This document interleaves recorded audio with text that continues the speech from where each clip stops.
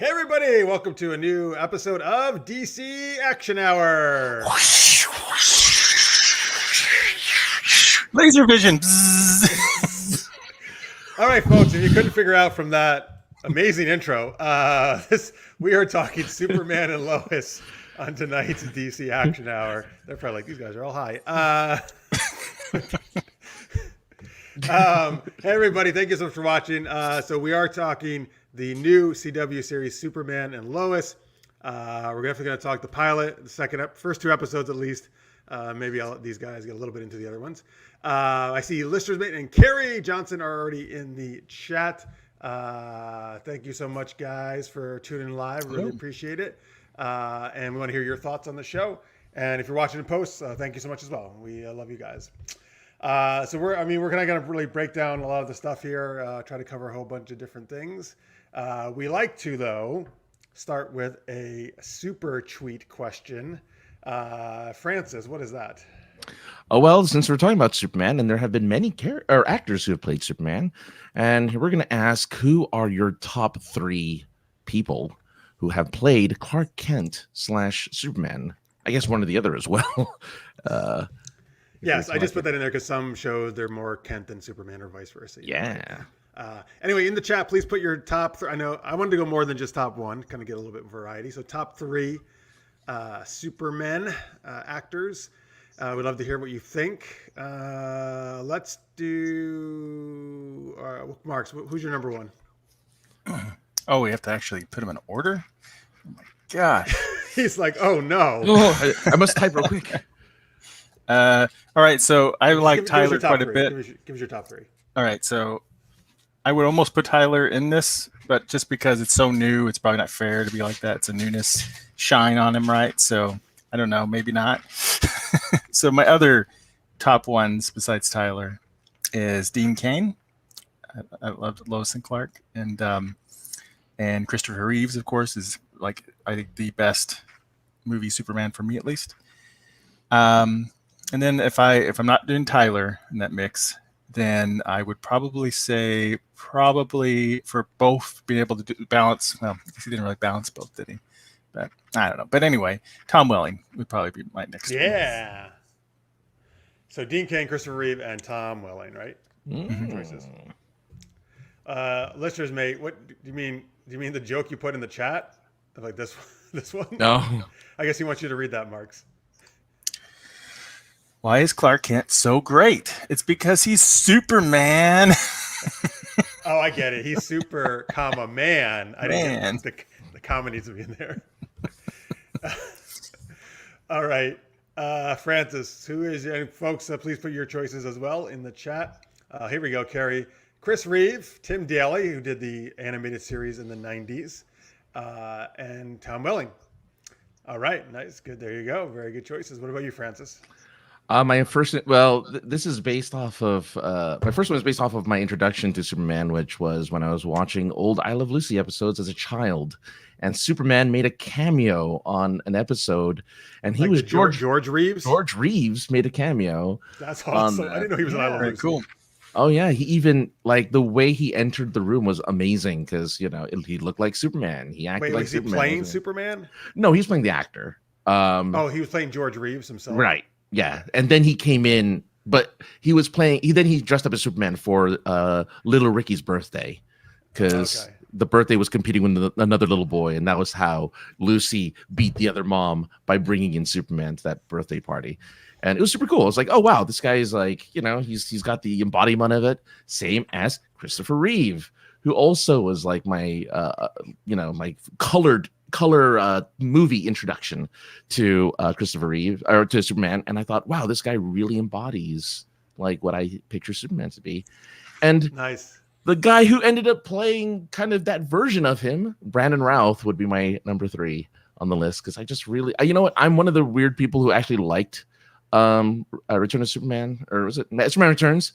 I actually like that movie. I'm probably one of the few people who enjoyed that film. Because I know a lot of people gave a lot of flack when it came out. I'm like, what's wrong with this movie? This is good. he kind of is like, the continuation. You did a good job embodying Yeah. classic Superman. Yeah, I thought especially Clark Kent. I thought he was Exactly. Yeah, he had that kind of meekness to him and everything. I was like, that's pretty impressive. It was nice to see him in Legends of Tomorrow. Well, I guess it wasn't Legends. It was the Crisis. The crossover. Crisis. Yeah. It was a Superman version. Yeah. Wait a minute, Yeah. Francis. George Reeves, Ren and Ralph. What was your third one? I only heard two. For me, Yeah. George Reeve, Christopher Reeve, and I missed Brandon Christopher Ralph. Reeve. I didn't hear okay. the Christopher Reeve one. Yeah. All right, cool. I hope in that Lucy episode, the other kid was like, "We have Superman. You only have stupid elongated man," or somebody like that. No, they had a clown. So I guess the Joker. You have the Joker. We have Superman. Then that other kid was so jealous. He stressed out. He lost all his hair. Became an arch enemy. Oh no. The arch Right. enemy is the And little then they Ricky. did a show later when little Ricky was older, right? And that was his arch enemy. Yep. And they like the car sales business or something. I guess I'm borrowing from stupid Cobra Kai there like that.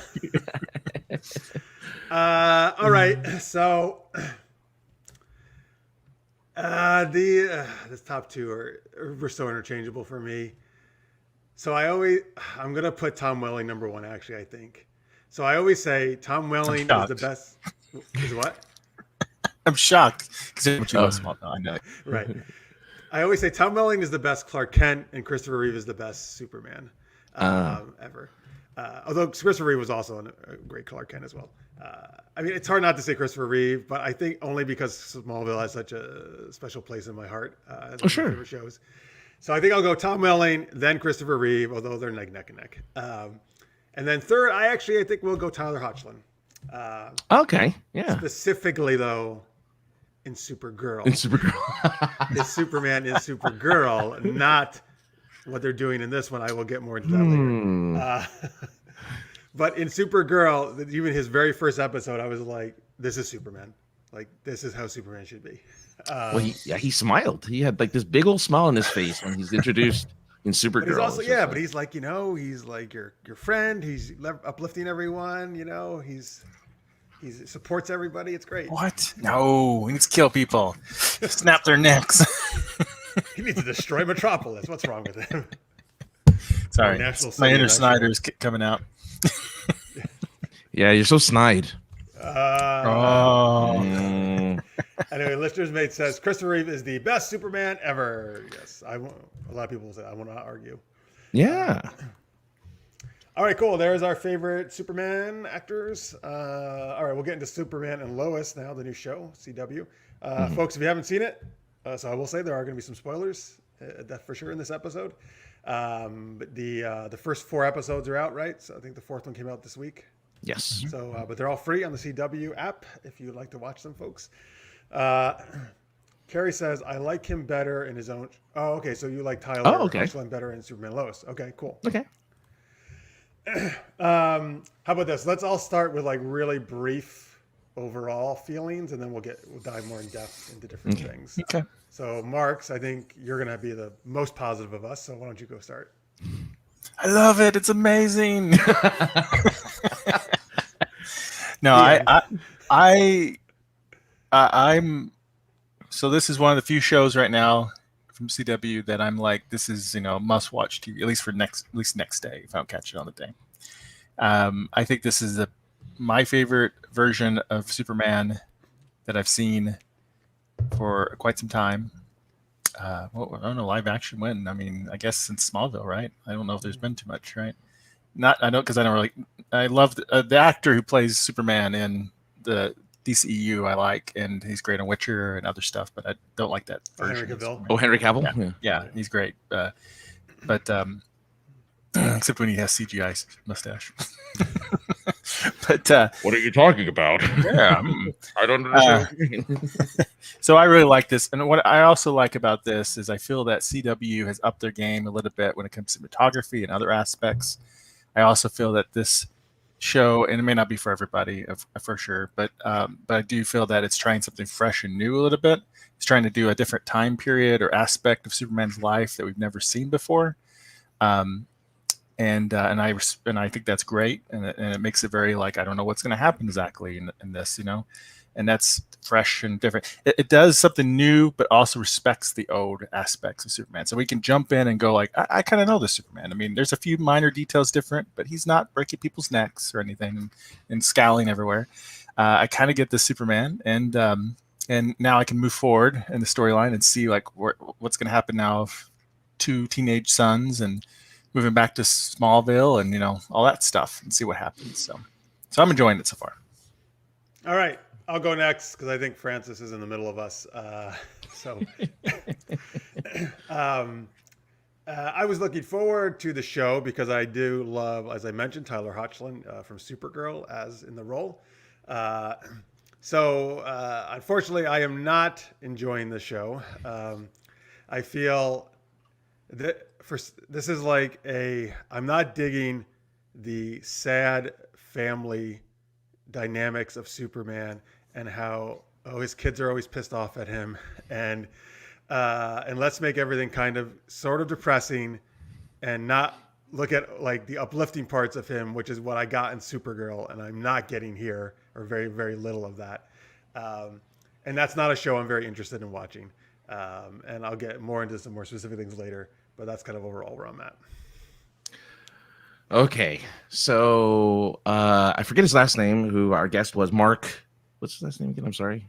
Our guest from Super Geeked Up. Mike Spring. Spring, yeah. It wasn't Mark. It was Mike. Mike. I'm sorry, Mike Spring. Mike Spring. Sorry, I got the whole name wrong. Mark Winter. Is that his name? Mark Winter. Mike Spring. Okay, so you and Mike were talking about the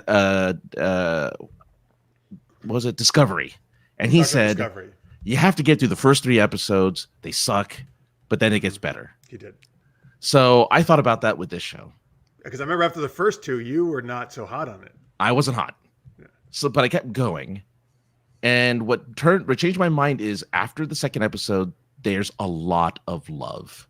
And I think that's what turned me around a little bit on the show and made me want to watch more is, yeah, the first episodes are a lot of angst, but then for some reason, it kind of doesn't stay that way. And episodes 3 and 4, there's a lot of love with the kids show their love for their dad and their mom, and Clark shows his love for his kids, and there's a lot of,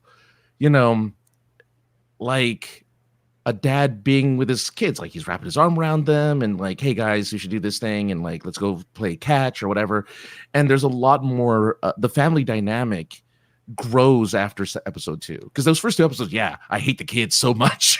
Like those kids are so tough, but after that there's some love in it that I think is going to keep me there for a while. I'm still iffy on it as a show altogether. It is still dark, it's still broody. I think Lois is making some pretty bad decisions, but overall I'm okay with it for now. I'll keep going until I feel like, okay, yeah, it's just not enough. They're just going to make it just dire the entire way through. If they make it dire the entire way through, I don't know if I can do that either. Because I do like a hopeful, happy, just a hopeful Superman. And right now, we're not really getting a really hopeful Superman. Yeah, well, that's good to hear that it turns around. It does, yeah, it actually does. I was really surprised because it wasn't until the 3rd episode where they're like, there's reconciliation. Yeah, that's all I'll say. They forgive each other sometimes. Like a normal CW show or in superhero show, some of these disagreements, they would still be like hating each other. Oh, we 7 episodes in. Whiny Team Arrow? Right. They wouldn't resolve until the end of the season probably. And probably like one of the brothers would probably become a supervillain or something right off the bat for some like whiny Team Arrow. That was tough. So I appreciate that there is a lot. There is conflict between those 2 brothers. There's occasional jealousy and stuff that happens, but when it really comes down to it, they try to be there for each other and stuff, and I appreciate that. So yes, in the chat, folks, please share your thoughts. So we want to hear them, which I'll share a couple in a minute. So I actually probably like the brothers. One of the best things about the episodes I've seen. I actually feel the brothers feel real to me in terms of their like squabbling, their dynamics, but they're still there for each other.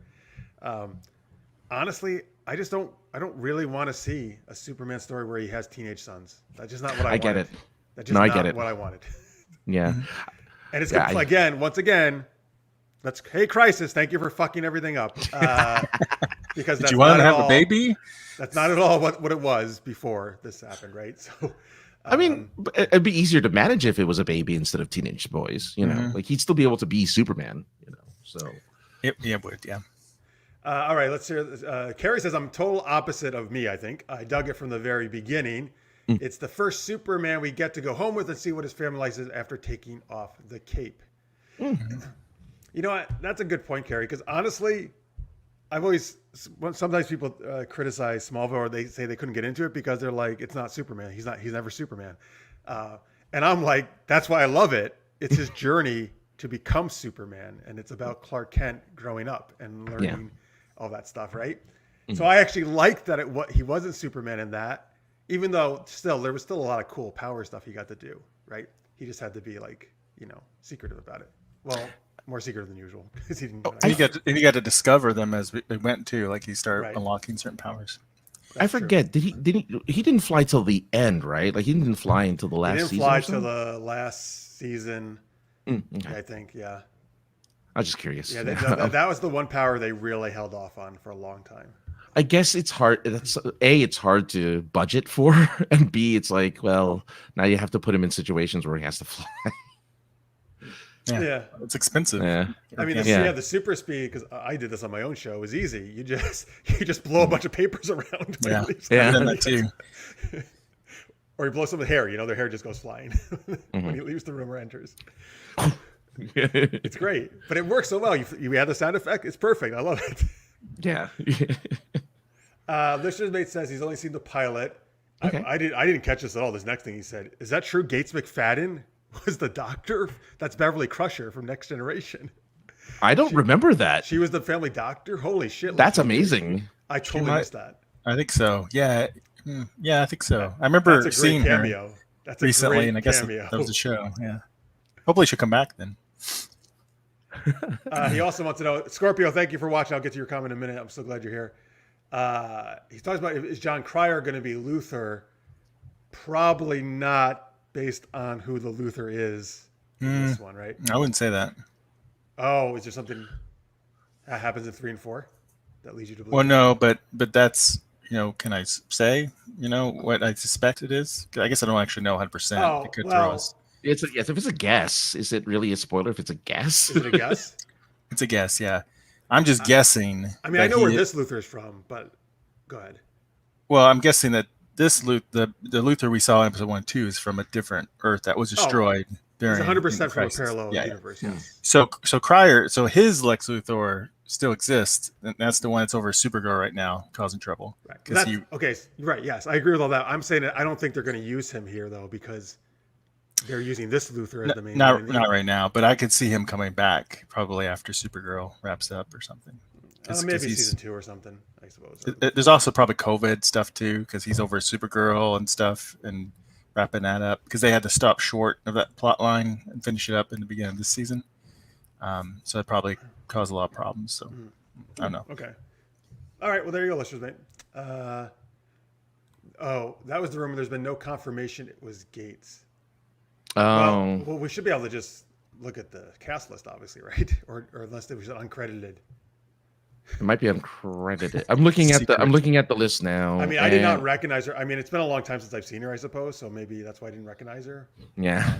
I've seen her. I remember seeing her recently, and that might be it. And I can't remember 100%, but because I remember looking at Julie, going, "Hey, look who that is," Yeah, let's just make saying it was definitely Gates McFadden. So, all right, cool. Anyway, let's see here. Scorpio. Oh, Smallville original rule number 1: no flights, no tights. Yes, That's right. Scorpio also loves Smallville like I do. Kal-El. Oh, I think you're right, Carrie. In season 4, when he became like, do you mean when he was like kind of? Was he possessed by red kryptonite? I'm trying to remember. Did he kind of lost his memory, or became someone else? It wasn't red kryptonite version of him, right?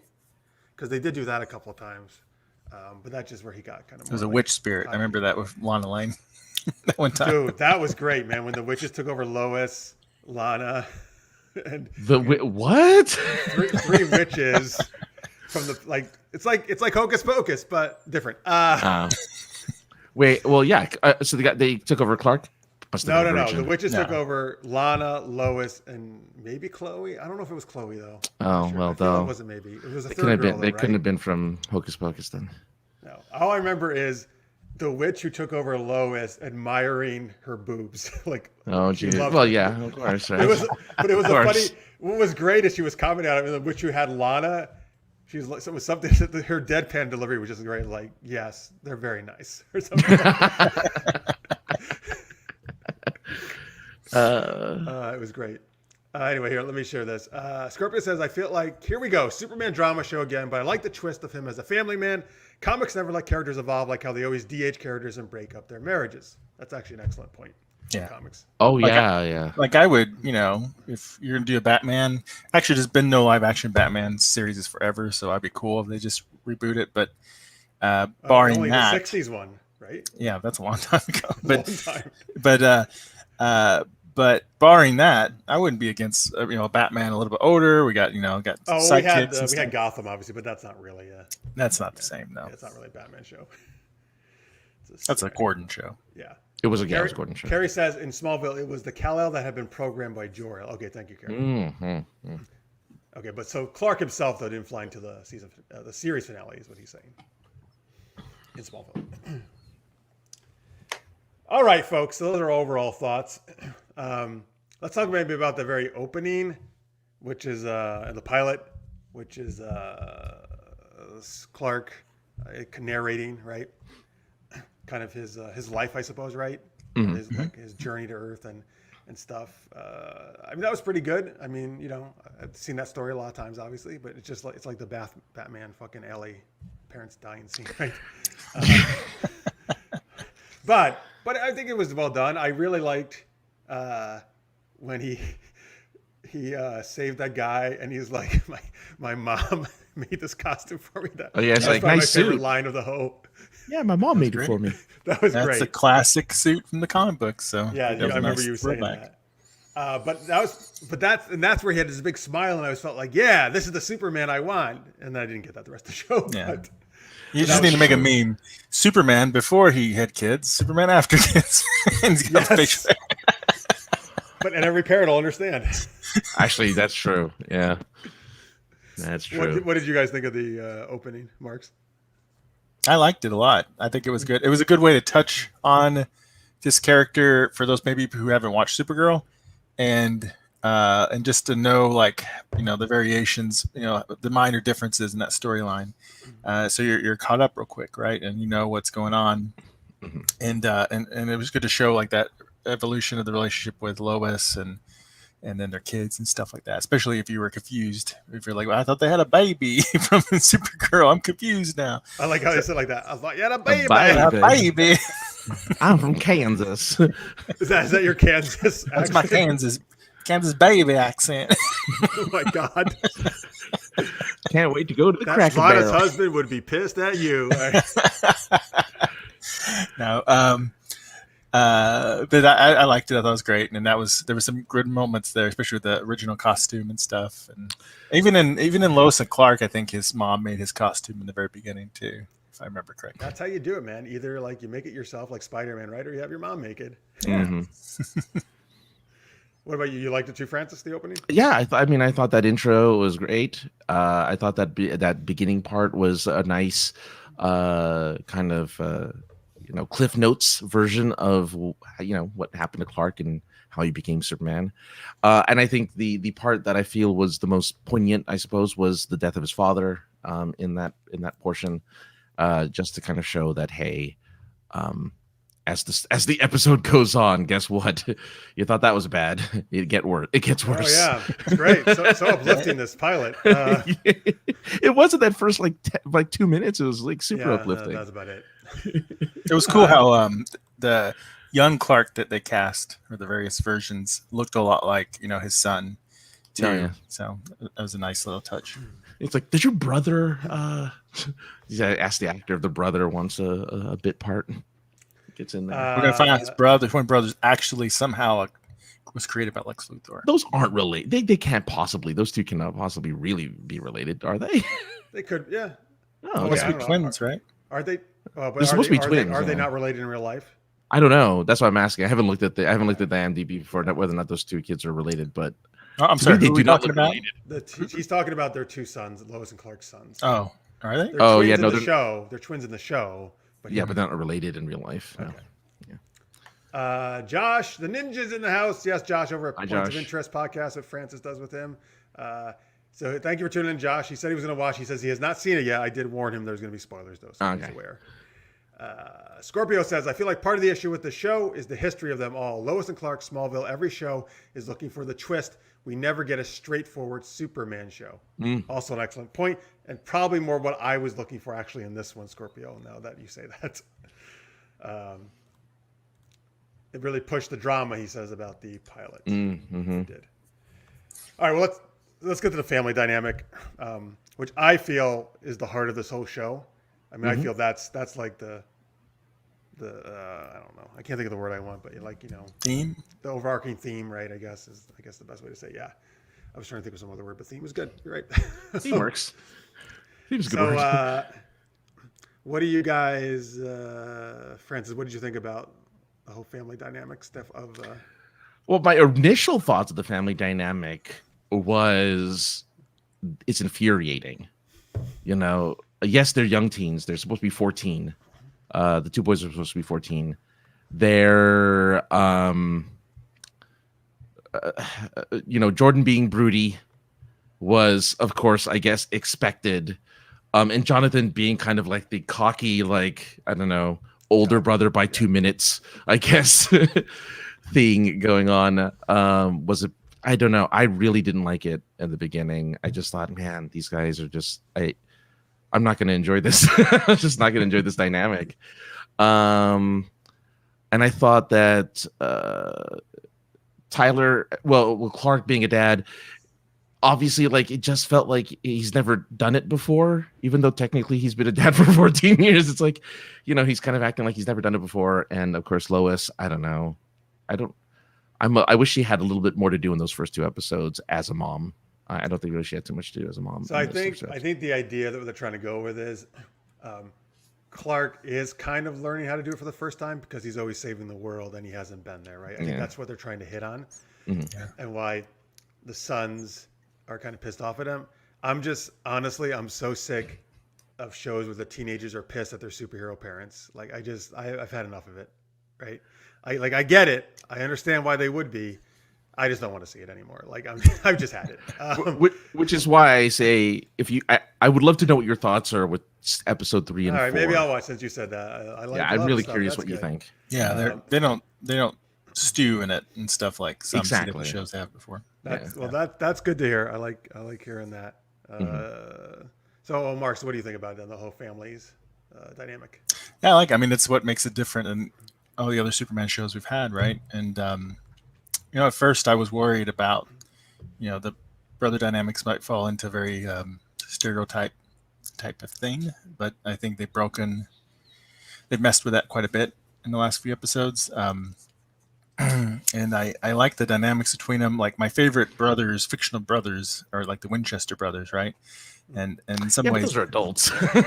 well, yeah, now, yeah, but they started in early 20s and stuff, and so I mean, I like that there is a difference between them, but they still those brothers fought sometimes, but they always would, whenever something bad happened, they'd always be there for each other and stuff, and that's how I feel these two brothers kind of are. I mean, I can see tensions at some point being a breaking point or something, or somebody doing something stupid, but in their heart they do care about each other, and I think they're doing a good job with that dynamic. And Clark doesn't seem to know all about parenting since he's been the dad, but I'm guessing he has been really busy. When you think about it, he can hear almost anything. So he's every time he plays ball with them is probably like a dozen people dying somewhere. He's ignoring. I don't know how that works, but that would be tough. Really, honestly, it's impossible if you were Superman. Really, it would be impossible. You'd be tempted to do it all the time, but that wouldn't be healthy to anybody. You have to put on Well, that's why he special, sticks to like headphones. the major like disasters. You know? Yeah. He's But, like those other ones. Whatever. Call Batman or something. Batman I mean, can handle it. technically, they do have other superheroes in other places. True. I mean, come on, they kind of work. Yeah. Well, yeah. Listener's mate says the teens acted more like 16 or 17-year-olds, maybe even 18 or 19. I didn't believe they were 14. Yeah. Well, that's to be expected. That's pretty much all teen TV Scorpio shows. likes how the family dynamic pushes Clark's loyalty as fast as he is. He can't be everywhere at once, and I feel his stress of being pulled in so many different directions. That's a good point. Mm-hmm. Hey, Jalou, I'm so glad you're here. Hey, Jalou is trying to derail our show. That's okay. Marvel Action Hour. The first episode of Falcon and Winter Action. Soldier has been released, so he's like, let's just talk about that. I can't. I haven't seen it yet.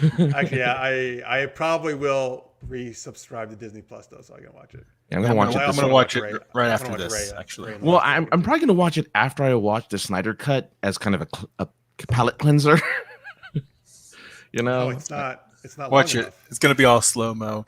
I'm gonna fly slow mo. Oh, no, God. Circle around me. The shield will spin slow. 5 minutes, and then we move on. It's a nice I mean, aerial he view really of the loves country. slow motion. He really loves the slow motion everything. Oh man. So we are talking Snyder Cut next Friday, folks. Yes. 10 p.m. Eastern, 8 p.m., 7 p.m. Pacific. Excuse me. I'm about halfway through it already. I think Marx, you said about a little over an hour and a half or so through. About an hour and a half or so. Yeah. So we're on our way with it already. Yeah, I'm dedicating the entire weekend to watching. I'm watching it. I watch an hour every night so far. I'm doing it in pieces. Yeah. I watched it. So Julie didn't want to watch anything earlier, really, or that she had to pay attention to. She's like, "You can watch Snyder Cut. I'll halfway pay attention to it." And then after this, we're gonna watch Falcon and Winter Soldier. So I'm excited about that. Gotcha. All right. So here's the thing. Like, I just wish. I mean, I'm glad that's great that it gets better in the episodes 3 and 4. But man, it's like how important. I'm sorry, man. The pilot, the first couple episodes are so important to a show. Dude, it's just like the opening of a book, right? Or like anything.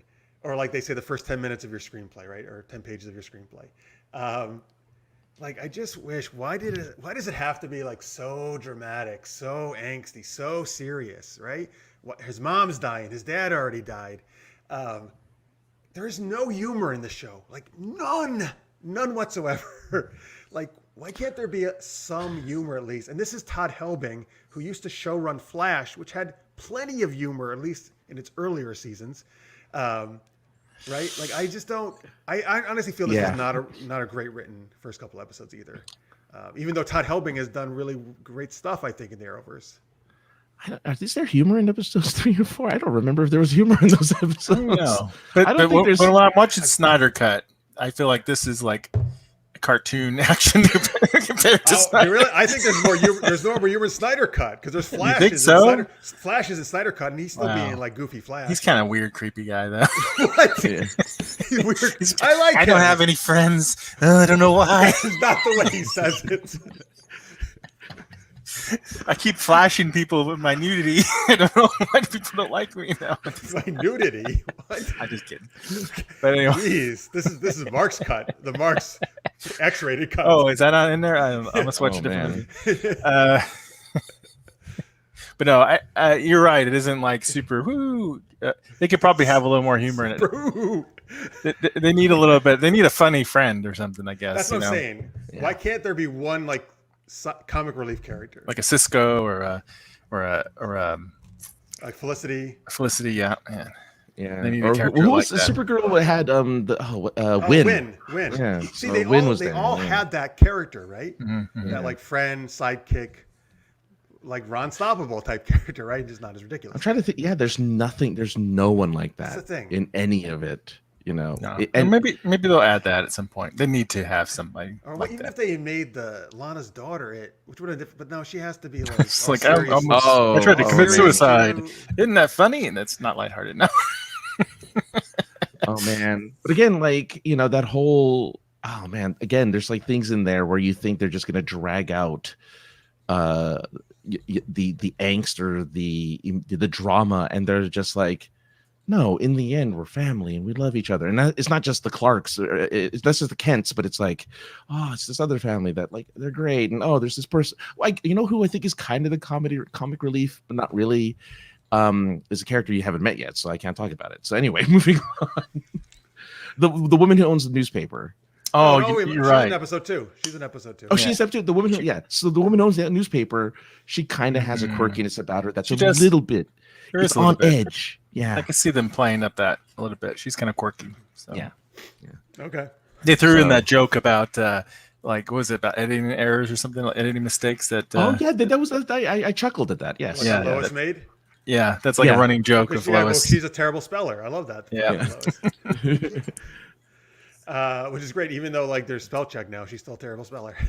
I think she still uses a typewriter. They don't have kryptonite. She handwrites.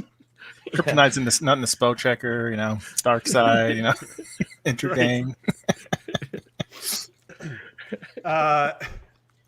All right. Well, speaking of Lois, why don't we talk about Clark and Lois and their relationship, their chemistry? Marx, what did you think about that? Yeah, their chemistry is pretty good overall. I would like a little bit more one-on-one with them, show the relationship more. They do that a little bit in one of the newer episodes, so that was good. But their chemistry is pretty good overall. Like I know both of them from other stuff. Like I knew him originally from Teen Wolf. I know her originally from Grimm. You know, so when I first heard that they were going to be paired up, I thought it was kind of weird actually. But they've pulled it off pretty well overall. I thought it was also cute whenever they first met, and he's like, "I've never met Lois before," and like, except for my teacher. Except for my teacher, and where'd you go? That's kind of funny. Humor. No, I'm just kidding. Well, yeah, there is a humor there. They were doing like the bumbling Clark thing, which I liked. Yeah, very briefly. Mm-hmm. Yeah, so I do like it overall. I think they still could refine it a little bit, especially Lois's place in the story. I mean, she's doing a lot of stuff, but I do feel like that they can still work on that a little bit more. But overall, I'm liking it. Yeah. All right. There's a good question for Lois there, Scorpio. How many hours catastrophic?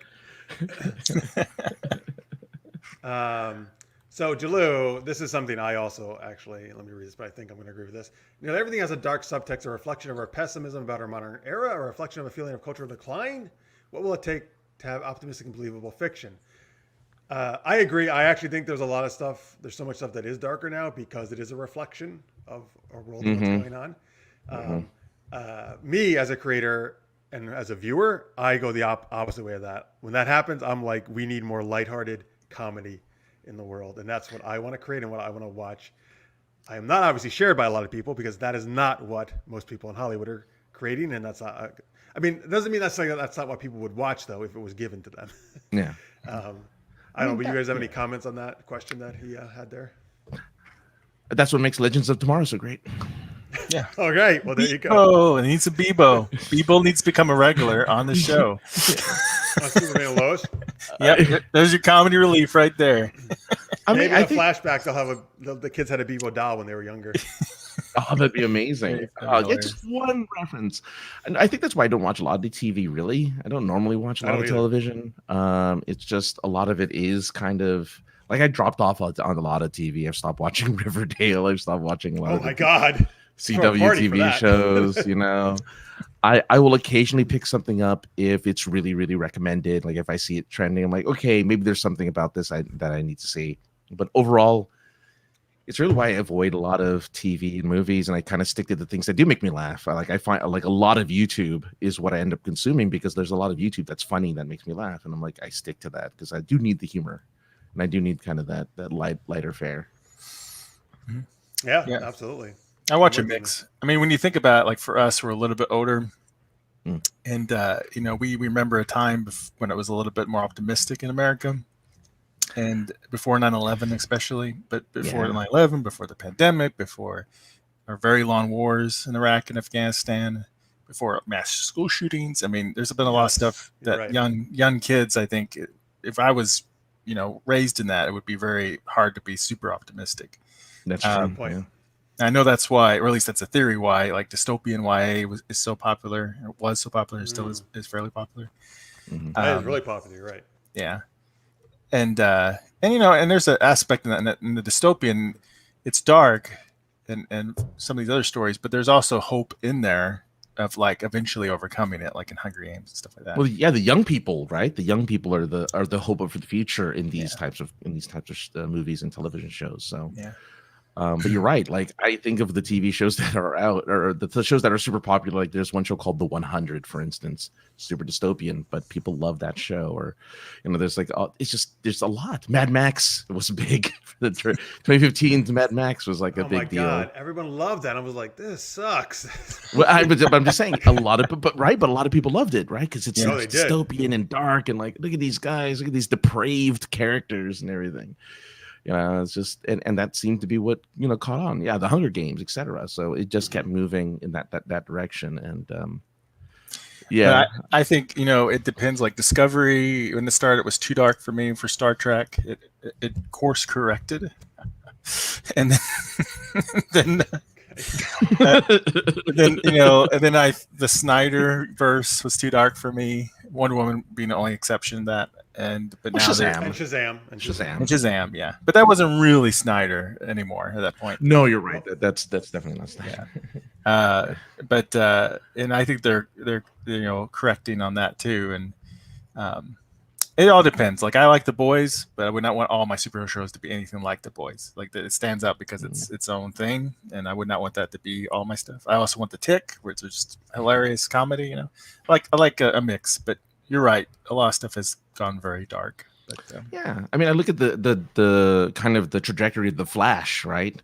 Those first couple of seasons. Wow, right? Just funny.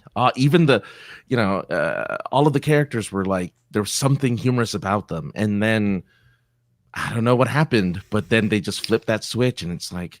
I have to save you. You're going to die at the end of the season. I'm just going to be sad the entire season because I know you're going to die. Or Barry, you ruined my life by changing the past. Right, exactly. Or like, I'm your daughter and you're the worst. I was like, okay, oh, God. You're going to do that the whole season. I forgot about Nora. Oh, my gosh. Talk about somebody acting way younger than age. She acted like she's younger than these teenagers. I still like Nora, but she was very angsty at times. I liked her, but she was. She's supposed to be in her 20s. She had a job and everything. It's like, what? But I hate you, Dad. Runs away. That's what happens when you grow up without the Flash, right? I guess so. By the way, listeners may says, Francis, you need to watch my TikToks, I guess, to get happy. I need to get into TikTok because apparently that's like the thing, especially if I want to learn how to dance. Scorpio says, I think you have a good point, Jalou, but I also think this is just what you get out of a CW show, specifically talking about Superman and Lois. Oh, yeah. Jalou says Lower Decks, the Star Trek animated show, is heavily comedic, optimism, escapism plus nostalgia. He really wants us to watch it. Like he asks if we watch it every week, and I'm like, I wish I had the time to. I will get to it at some point. I just don't have Paramount Plus now. I guess is the service, right? It is Paramount Plus. Yeah, Paramount Plus. I just don't have Paramount Plus.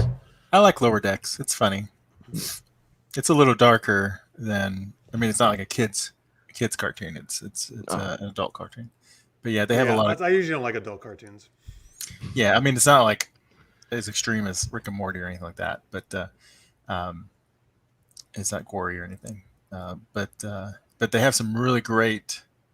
Like some people don't like it because they feel like it's not true Star Trek, but then they have a lot of great references to the continuity that like blow me away. Like, wow, that's really obscure, and you just made a reference to it.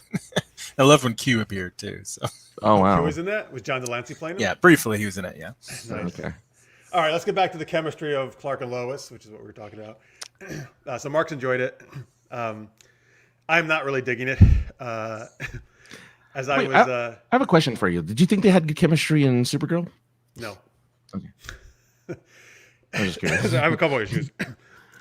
As we were doing the show, actually, I just thought, I feel the 30 seconds to 1 minute in Crisis that Tom Welling and Erica Durance had on screen as and Lois was better than everything I've seen between Tyler Hoechlin and Elizabeth Tulloch, I think is her name, right? But I think Tom Welling and Erica Durance worked super well together in terms of their chemistry. But I believe them as like having a family more than this. So here's the thing. I never like criticizing actors. In that pilot, and even in Supergirl, like I just was not totally digging her as Lois. On the second episode of Superman and Lois, she's growing on me, and it's better. I think the more they lean into the investigative reporting, she's trying to, uncover people doing like whatever, like politics or Morgan Edge. Morgan right? Edge. Doing Yeah. like scummy things, right? That's good. That's what Lois is supposed to be awesome at. But I don't know. Yeah, I don't feel that. I don't feel really a spark between them, and I'm not really feeling their relationship. So that's another rough thing too. I don't know. Like I don't, and it's just probably I don't feel. Maybe in 3 and 4, like you said, there's more. Maybe there's more love between them two. That would be good. I feel it's mainly them being parents and dealing with their angsty kids, and not each other. Like I don't feel the love for each other. Episode 4 kind of touches on their relationship and how they need to reconnect a little bit. Find time for each other. Yeah.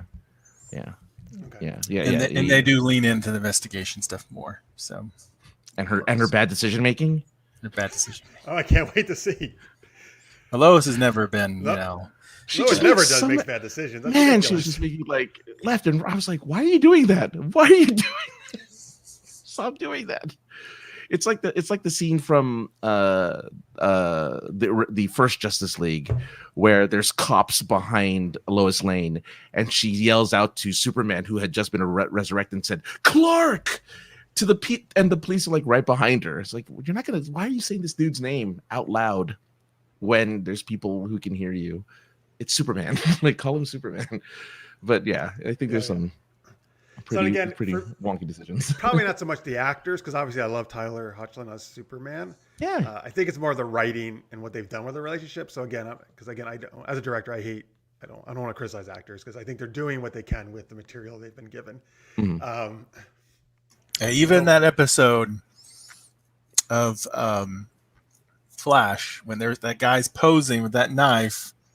Oh crap! What's his name? The dude who. You mean the guy from American Pie? Yes, and he's like, he's doing this for like 2 minutes solid or something. Like, that's a directing mistake. I'm sorry, but that actor he's doing his best right there, but that should not have been held. Shot that. So I actually liked him a lot in that role.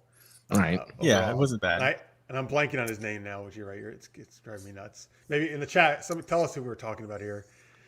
It was the guy Cicada. who played Cicada. Oh, that's right. It was the bug. Name it for the bug guy. Yeah. Oh my goodness. Oh, I didn't really think he was. I didn't like him as a character. I did actually. I liked him a lot. Yeah, he had that weird. He had I had the Batman voice, you know. Yeah, but it worked. I thought he needed the director, whoever, because maybe the director told him to do that. I don't know. Whatever director the first episode was, but when he was not Cicada, he should not have been talking like that. Because that's like somebody going, "Hey, we're looking for a serial killer." Well, I'm not a serial killer. It's like, I can't predict me. Where is she? Where's the Joker? Like, well, anybody suspect I'm anything but a normal person? You're right. Yeah. I'm just a regular guy. I just here to buy groceries. I agree. Yes, he should not have. I just smoke a lot, all right?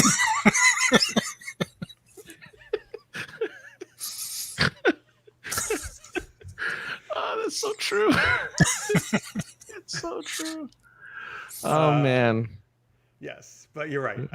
I mean, some people maybe don't realize as much, but they should obviously. The director is a huge part of this.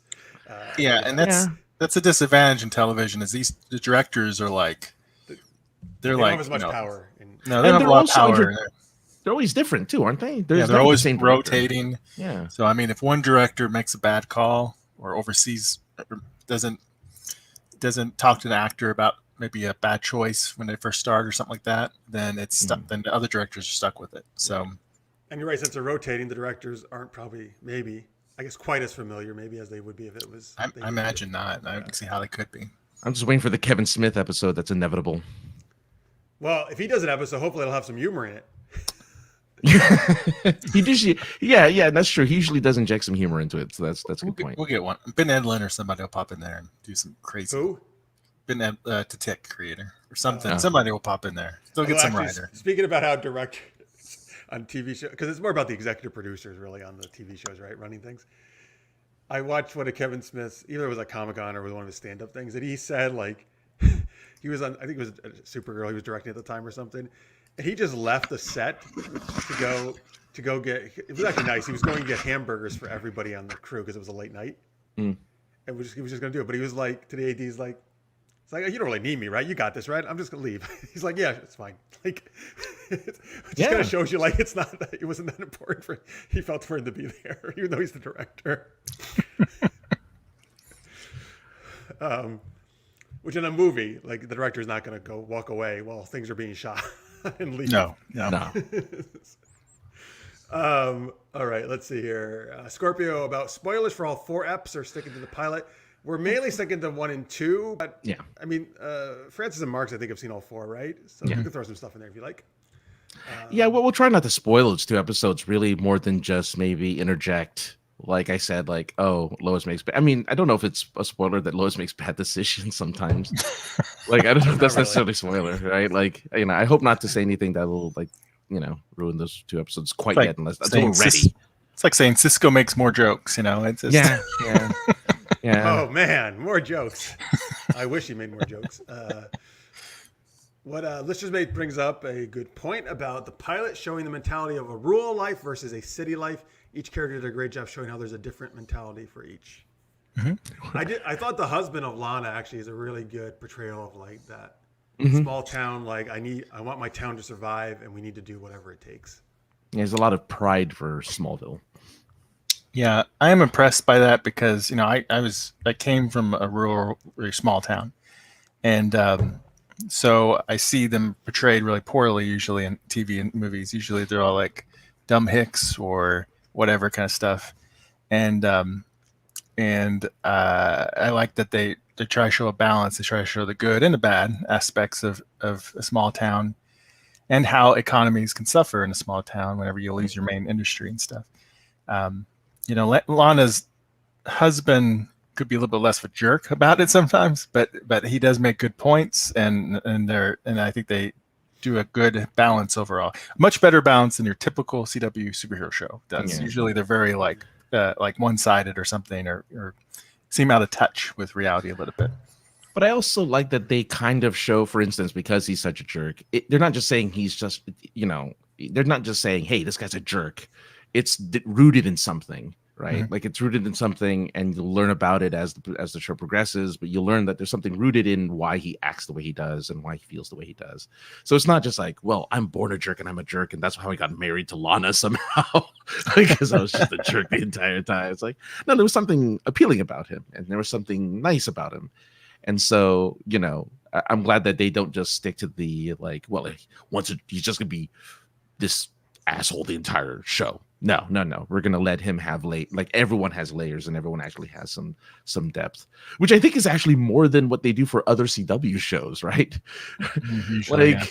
You know, Oliver was just for like a season and a half. Like, I have to kill everyone because I'm just so angry at the world, you know, and there wasn't much depth to him until he meets Felicity and blah, blah, blah, like until things happen.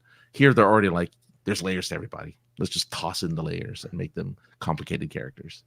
Mm-hmm. Yeah, I mean, I haven't even seen 3 and 4, but I didn't think that guy was just a jerk. I mean, I totally understood. Like, yeah, he's being an ass at times, but I get why he is the way he is. Like, that made total sense to me. Mm-hmm. Yeah, I think it's a good balance, and you see as the episode progresses, especially in 4, maybe I think you see some other sides of him too, and I thought that was well done. Julie wants to know, by the way, Marx, how small? How large was your high school graduating class? It was Smallville. Yeah, I don't know. I have to think about how much, but yeah, it was small. It was like, you know. I actually also grew up in a very small town at first, but then I moved when I was in junior high. Okay. Yeah, it was, you know, gosh, I don't know. It was small enough that I knew almost everybody's name, or at least the majority of them. Was it the kind of small town? Was it the kind of small town where gossip just spread really quickly? It could, yeah. Yeah. So, okay. Yeah, that's pretty small. Yeah, only one high school for the whole town, you know, and we had 2 junior highs, but they merged into one now, and we had 2 elementary schools, but now they're one, so it's a small town. Okay. All right. Julie also wants to know, if Clark does not end up with Lois, then who would make a better partner couple? Why? And why? Perhaps the same sex partner. That would be actually very interesting. same-sex partner. For certainly haven't seen that for Superman before. No, As far as I know. I don't know There why. was those college years. Hey, it's called an experimentation. Yeah. I mean, in this show, obviously he's already with Lois, right? So there's no way. That's not. I think they're gonna. I think season Lois, right? Season 5, they're gonna be like, okay, well, we got to make their marriage on the rocks, so we're gonna have to introduce this third person. I hope. Oh, no love triangles. No. They're just gonna have to introduce. So Lois, I found out, Krypton, you have multiple wives. I think we need to be more, experiment with that a little bit. No. Only if it's Martian Manhunter that is the third person. Yes. I don't think he can be any gender. Right. So That's true. That's very true. So he can spice it up by turning into whoever they want him to be. Yeah, I think he can. He can be Lana one night, right? And then he can be whoever Lois. Lois he can sense what you want. So I mean, he's perfect. That's true. He can read your mind. That's very true. He can read your mind. Oh, actually, wait. I think Lois actually probably wants to turn to Tom Welling. I think when they went in the Crisis, I think she was like kind of give Tom Welling. Oh, that's right. Yeah, he did. She did give kind of a little wink and a nod to Tom. Yeah. So. Ooh. So that means that Martian Manhunter will have to turn into Terry Hatcher for a night. And Dean Cain, yeah, just bring them all in. Bring them all in. Scorpio ships Clark and Jimmy. Suddenly, the wholesome Olsen ain't so wholesome. The wholesome Olsen. I've never heard him called that. That's great. I love it. That's funny. Perfect. Oh man, I mean, they had comics where it was Jimmy Olsen, Superman's #1 fan, and it was just about him like following Superman around. Mm-hmm. Is that when he was still a photographer before that? Yeah. Before he was a photographer, yeah. They mentioned Pete Ross. That's his name, right? From Pete Ross, yeah. From Smallville, but yeah, for sure. They'll probably. I bet they bring him back maybe at some point to add some drama with Lana, right? Yeah, I believe so. Yeah. He was like one of his friends from. I think Lana and him are ones that got married in some versions, but apparently they broke up in this one. So. But yeah, I don't. We'll see. Well, what's cool about the show though is that you do have a married couple, and so far they're happy and stuff. So that doesn't happen very often. Usually they fall in love, they get together, and then when they get married, you either end the show or they end up breaking up and getting together with other people and never get together again or something. Yeah, this is kind of like because most shows like work towards the relationship, right? They work towards the marriage. They're already married, so it's like, oh, this is after what happens. So. Yeah, you don't get that very often, especially not superhero. Not superhero ones. I like to see them stay together. I'd like to see them stay together for the entire run of the show. I think you have to. Otherwise, the show is just, you're destroying the core of the show. Superman and Lois and the other one. Superman and Lois get divorced. That's a new title. Yeah. That's the TV movie. But we have the teenagers, though, have all sorts of relationship issues, I'm sure. So... Oh, at 7-year age. What is that? Oh, after 7 years, you get. Oh, yeah. The idea. Yeah. 7-year age, yeah. They've been together at least 14, right? They're kids, so. That's true. Well, unless they, maybe they were popping out kids before they got married. That could, who knows? Yeah. And then her father was like, "You're ruining your family, Clark." Oh God. Oh man. What do you think? We have talked about the General Lane. Oh, General Lane. Well, actually, I don't mind so much. I thought he wasn't going to be good, but he's okay. He's decent, I think. I don't know. I mean, I don't know if he has to be telling Clark he's ruining his life all the time. Wait until you see the other episodes. I was going to say. Oh, he gets even worse? He gets worse. Again, I get why his perspective is that way. I understand that. Yeah. Like he doesn't have a point. Yeah, I don't like that he knows. Clark is Superman? Yeah, I kind of don't like that. I mean, I get why, because, you married my daughter. It's okay, I had to know, but so in Supergirl, I don't know if they've changed it, but it's the what's the name of the agency she works for, the organization? Oh, the BBC. No, the the BBC. She works for the British Broadcasting BBC. They take care of all the aliens. Don't forget your fee. The not DOA. It's not DOD, but it's something like that. Yeah. It's not the DOD, but it's something similar to that, right? Yeah, it might be DOA. It can't be DOA because that's Dead on Arrival. I would have thought. That's DOA. Weird. It can't be DOA because it's Dead on Arrival. Please put us out of our misery in the chat, folks. Tell us DOE. Department of Extraterrestrial something, right? Well, anyway, you know what I'm talking about, right? DEO. It's the DEO. Department of Extraterrestrial something, right? Organization, I think, or something like that. I forget. don't It's DEO. It is the DEO, though, right? Is Yeah. That sounds right. It's a government agency, right? Is it a military? I'm trying to remember if the military. Well, they were up until. They were military, right? Department of Extra Normal Operations is the name of this. What it stands for, but I thought they were military up until Martian Manhunter stopped being part of the DEO. I think. Okay, because I'm trying to figure out if I don't know about General Lane. Does this still like follow continuity that he's dealing with the stuff now? Like, well, that's the DoD. It's the Department of Defense, though. That's different. But this other organization was specifically for, well, I guess alien threats, right? Alien threats, yeah. So I guess in this case with Captain Luther, which we'll get to more later, I guess they don't really know. They kind of do know what he is. I mean, they do know he's not. I guess they don't know. Maybe he's just a guy. Right? They don't really know what he is. They kind of just say, "Hey, there's this guy who's messing with nuclear power They plants." don't know if he's an alien or anything, right? So that's okay. No, because there's so many superheroes anymore in this world, right? And it's in Supergirl always had been 99%. It was aliens until Crisis happened. Now it's so much more complex. I'm pretty sure wasn't Lane in Supergirl at one point? Wasn't he? Didn't he make Red Tornado? Or am I? Or is that somebody else? You're right. Oh, I think you're right. Was it the same actor? I doubt it. I don't know who it was, but I doubt it. Because I know Lois's sister was also in it because she was dating Jimmy for a hot second, right? I mean, longer than Kara and Jimmy dated, but. Yeah, I wonder if they'll bring her back, even if they recast her, if they'll bring that character back. Different actor for Supergirl. Supergirl. Channing Tatum's wife, right? I think he played. His name is escaping me at the moment for some. Who played Lois Lane's daughter, sister? Excuse me. Department of Energy would have been cool, Jalou. That's what. It is. Super energy. Vicious Mate says them breaking up could be a thing, and they did kill Superman with Doomsday in the comics, so them killing their relationship could be a good storyline. Imagine Doomsday comes down just to break up their marriage. I don't like you two together. Superman, you don't know this, but we totally made out one time. It'll be like Iago in Othello. He'll spread all these rumors. Yeah, she's really sleeping around with the whole Legion of Doom.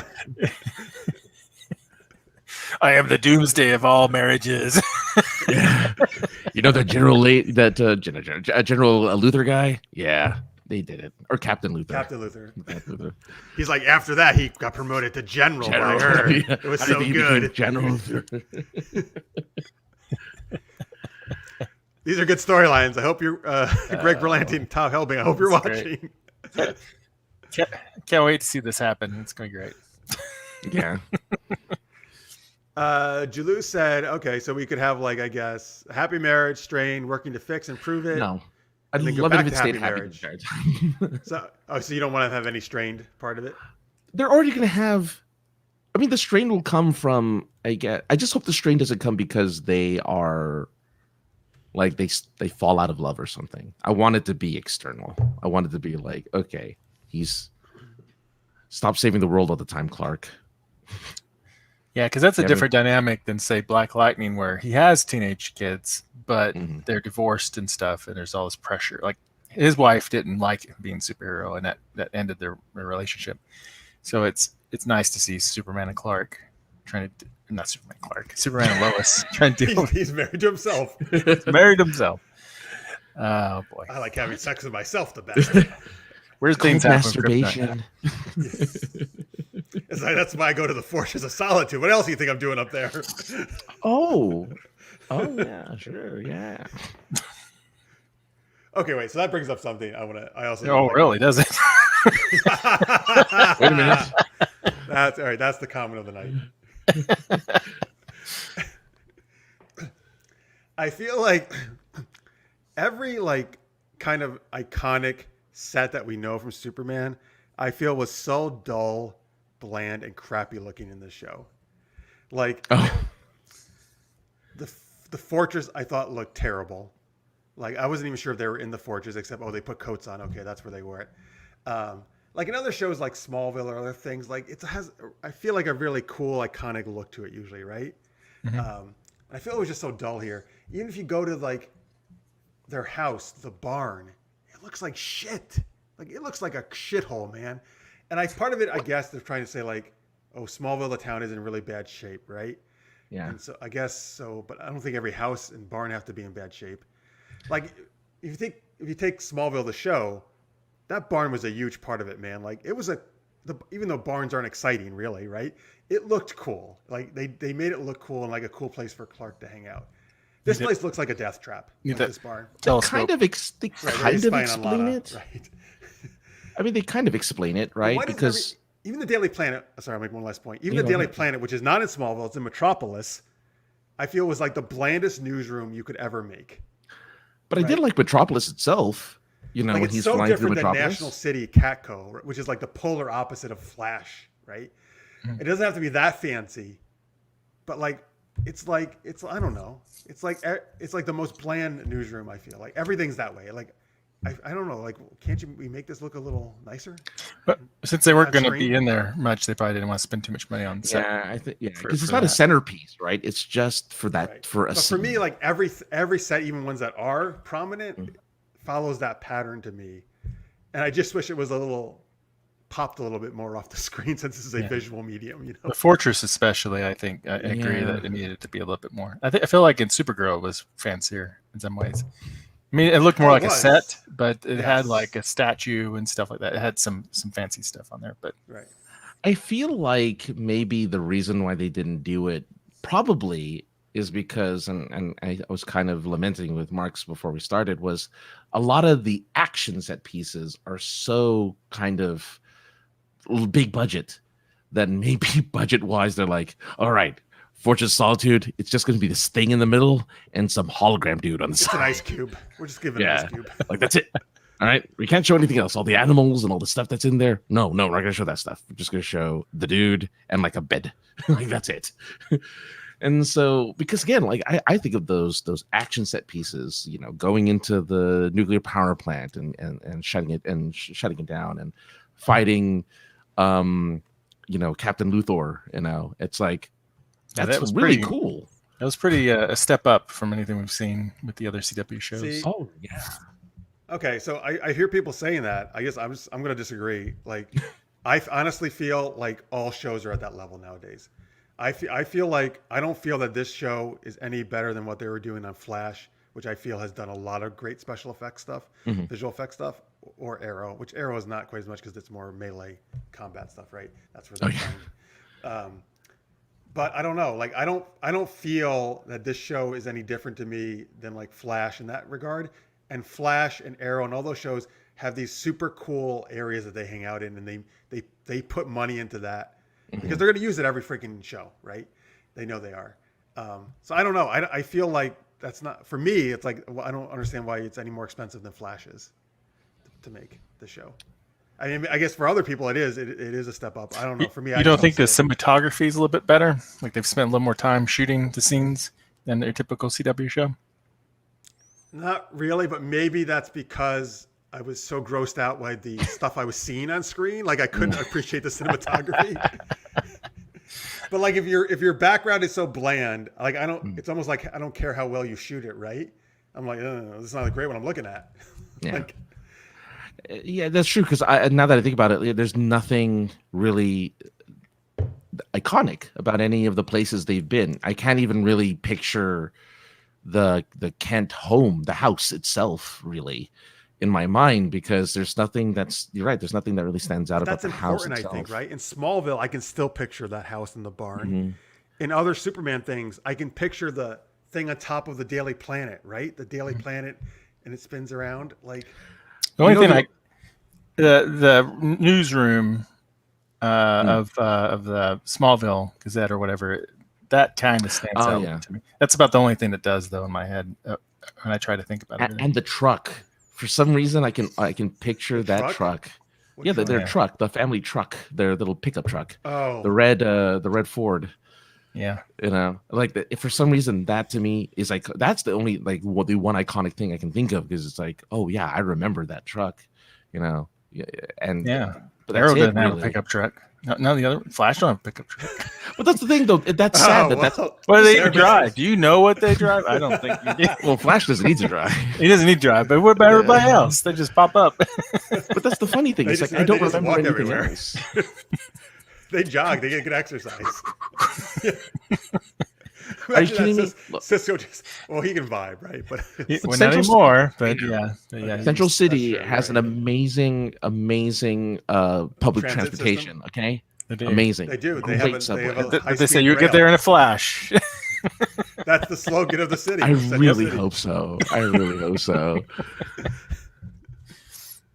Oh man, that needs to be it. Anyway, I don't know. That bothered me about it. That Mm-hmm.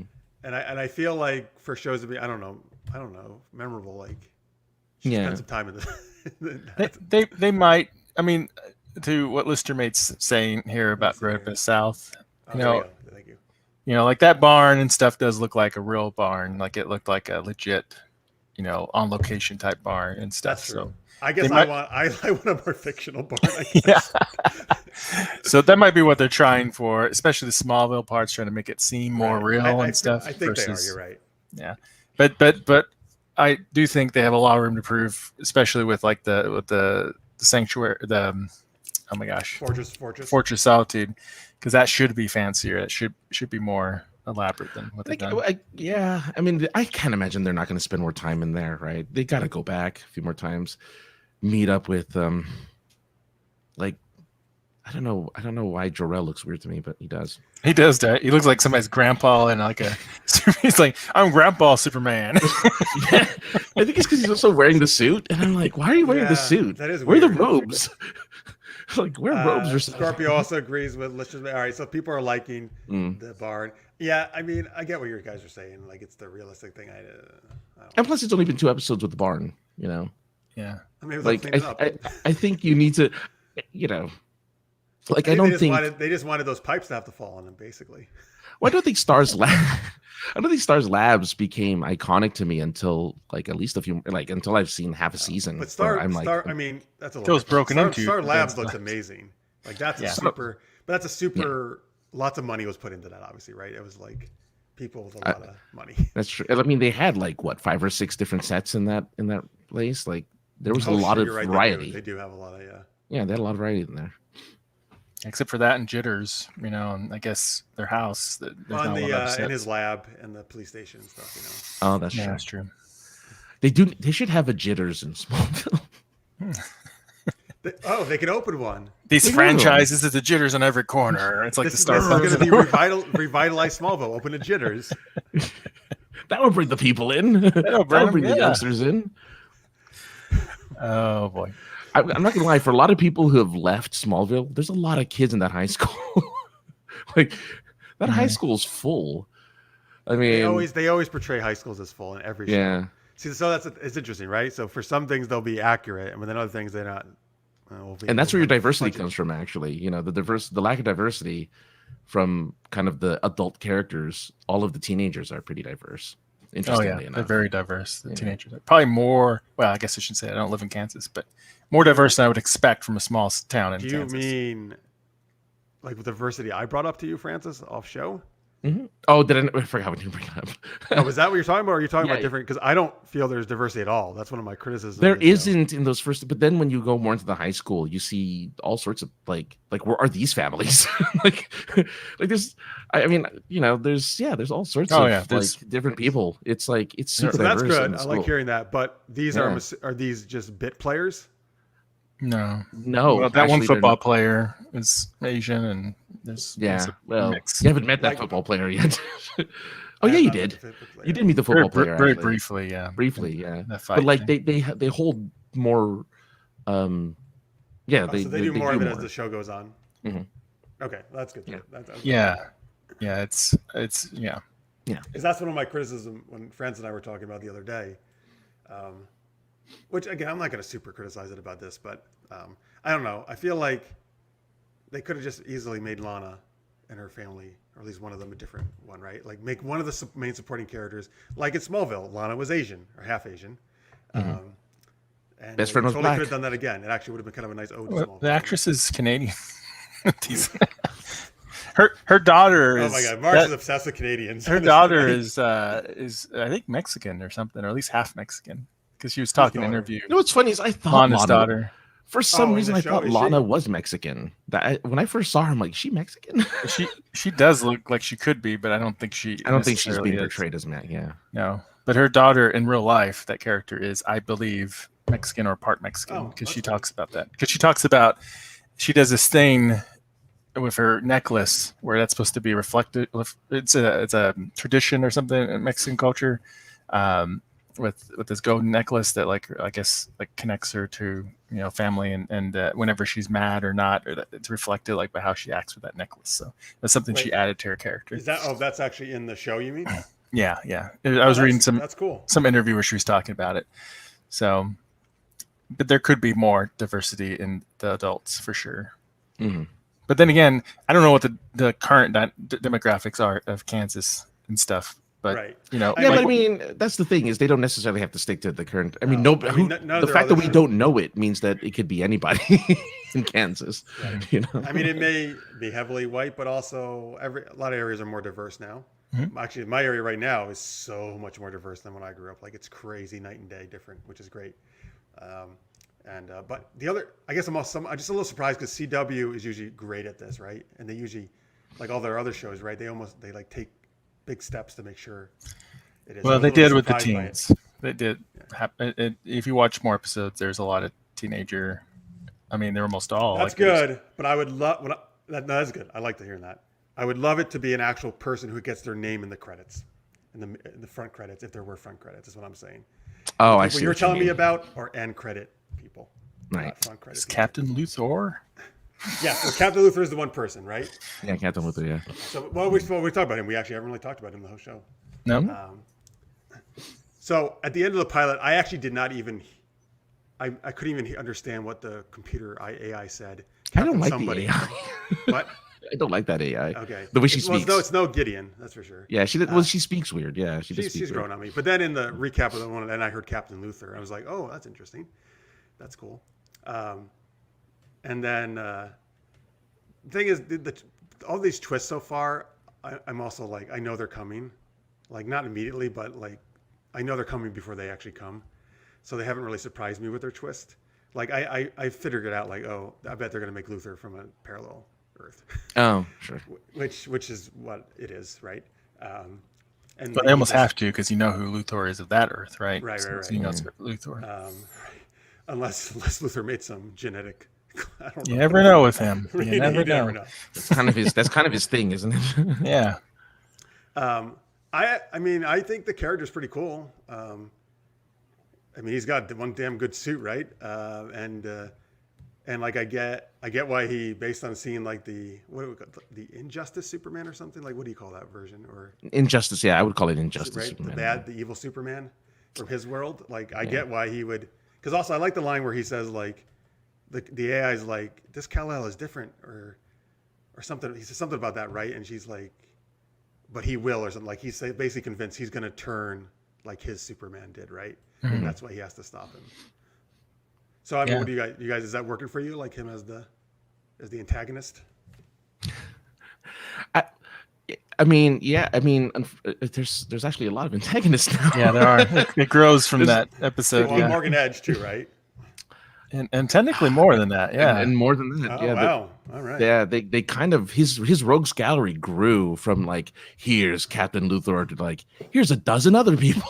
Oh my God. All right, well, let's stick with Captain Luthor right now. Yeah. But I mean, like for Captain Luthor, for now, because he kind of gets sidelined after the second episode, I want to say, doesn't he? That's really weird. I feel like, I mean, it can go any way with Luthor, but I think they're designing a character that could be long-term for that show. I hope he is, because I think he could be an anti-hero type character, you know, potentially. We'll see. Because he's not a bad guy, right? Obviously, he's actually thinks he's saving this Earth. Yeah.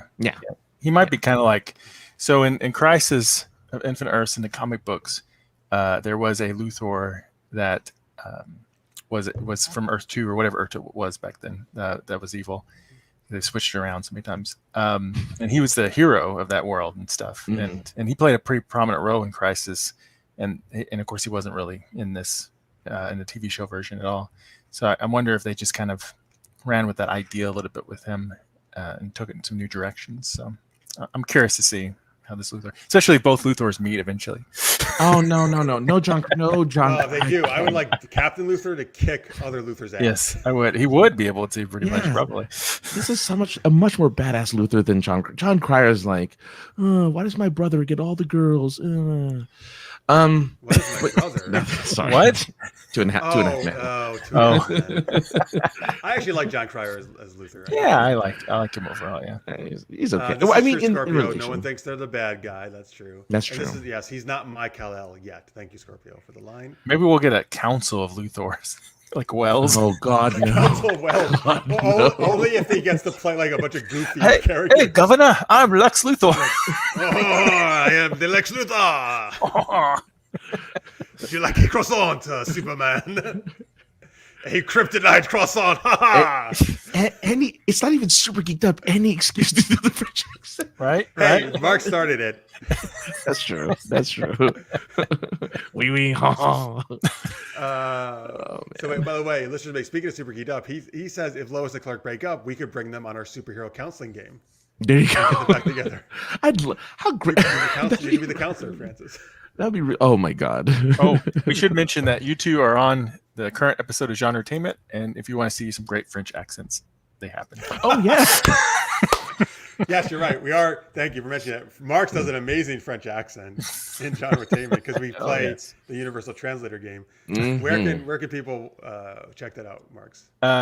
You can find it if you just search for Genre Entertainment. You'll go to it on acast.com, but also Sci-Fi you go Pulse or Mr. Marx? Yeah, it's on Sci-Fi Pulse. Just search for Genre Entertainment, and you can also go to marxpyle.com and you can at least find the feed. I need to update that. I'm moving all my websites around, so not everything's been updated on that. Otherwise, so you go right there, right? marxpyle.com. Yeah. It'll take you. You can find the Genre Entertainment feed and search around. So. Oh, you can find the Genre Entertainment feed. It is très bien. It's the best.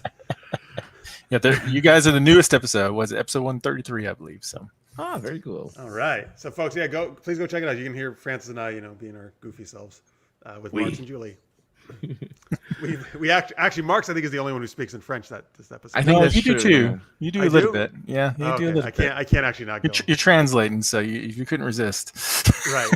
Oh, that's right. That's right. Yeah. Yeah, I got a little nervous because I realized that when I looked at the metrics that France is our second favorite country to watch us, and I'm like, oh no, I just insulted our largest. I'm telling you, it's going to bump it up to number one. Oh man. Everyone likes their accent being made fun of. Yeah. I actually do enjoy when, I watched one time MTV interviewed the Harry Potter actors doing American accents. I thought it was hilarious. Oh yeah. Yeah, I make fun of all accents. I'm an equal accent. Accents, yeah. Ditto. Insulter. Ditto. I don't know. Insulter. Listeners made, as he said before, he thought John Cryer was great as Supergirl, but he thought he sucked in the Crisis crossover. He didn't care about the character of Lex Luthor. It was really bad. Yeah, I know you hated Listeners made. I thought he was good in Crisis. He was really over the top in Crisis, I thought. He was more over the top, yeah. Yeah.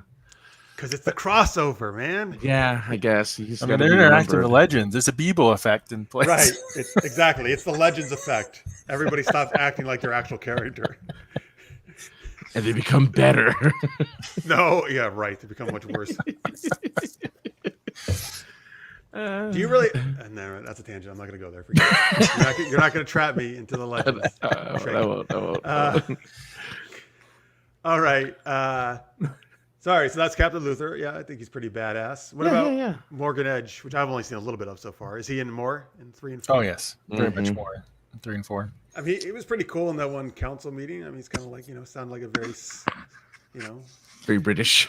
Well, he's a guy who's up to something, and he's kinda... I love Lois, like fake British accent. It's a very real accent. Yeah, that wasn't whatever. I don't care. Oh man! Wait, what? That's in a later episode. That's a later episode. It's hilarious. Lois says he has a fake British accent. Yeah. As funny. Kind of as a slight to him, and he's like, "I assure you, this is very real." Oh boy. It was a funny exchange, but so there is There's a little bit of comedy. there in is that, some I guess. humor mixed in there. That's There's a little true. humor in there, yeah. That's a different actor, right? Morgan Edge was in Supergirl, but that was a different actor before. Yes, yeah. So Because we didn't, yeah. And it's the guy from Heroes. and Yeah. he didn't have an accent. No. Why not? Come on, man. Come on, Have the man. accent, man. They didn't do a good job with him in Supergirl. no, they didn't. No. really. He was more of a Was that the same season as Rain? yeah. Yes. Yeah. Yes, it He played was. second fiddle to something else. I can't remember. Because Rain was good. Yeah, Rain was. Yeah, I like this Morgan Edge, and you'll see in 3 and 4, you get more of an idea what's going on with him, and and it's pretty interesting what's happening. It's a little different than what we've seen before and stuff, but it is rooted in the comic books a little bit. So I think he'll make for a good villain. Him and his henchwoman, his sidekick, He assistant. has a henchwoman. Is it Laura she Lar? had- What's her name? Yeah. Oh, I don't know if I've seen her yet. You've seen her, but she you probably did. didn't talk. No, you did see her. She said, he's gonna Destroy. Destroy you. Yeah. Oh, is that who says it when Lois quits? That's her. Mm-hmm. Oh, okay. I did see her. Yeah, she becomes a little more prominent as it goes.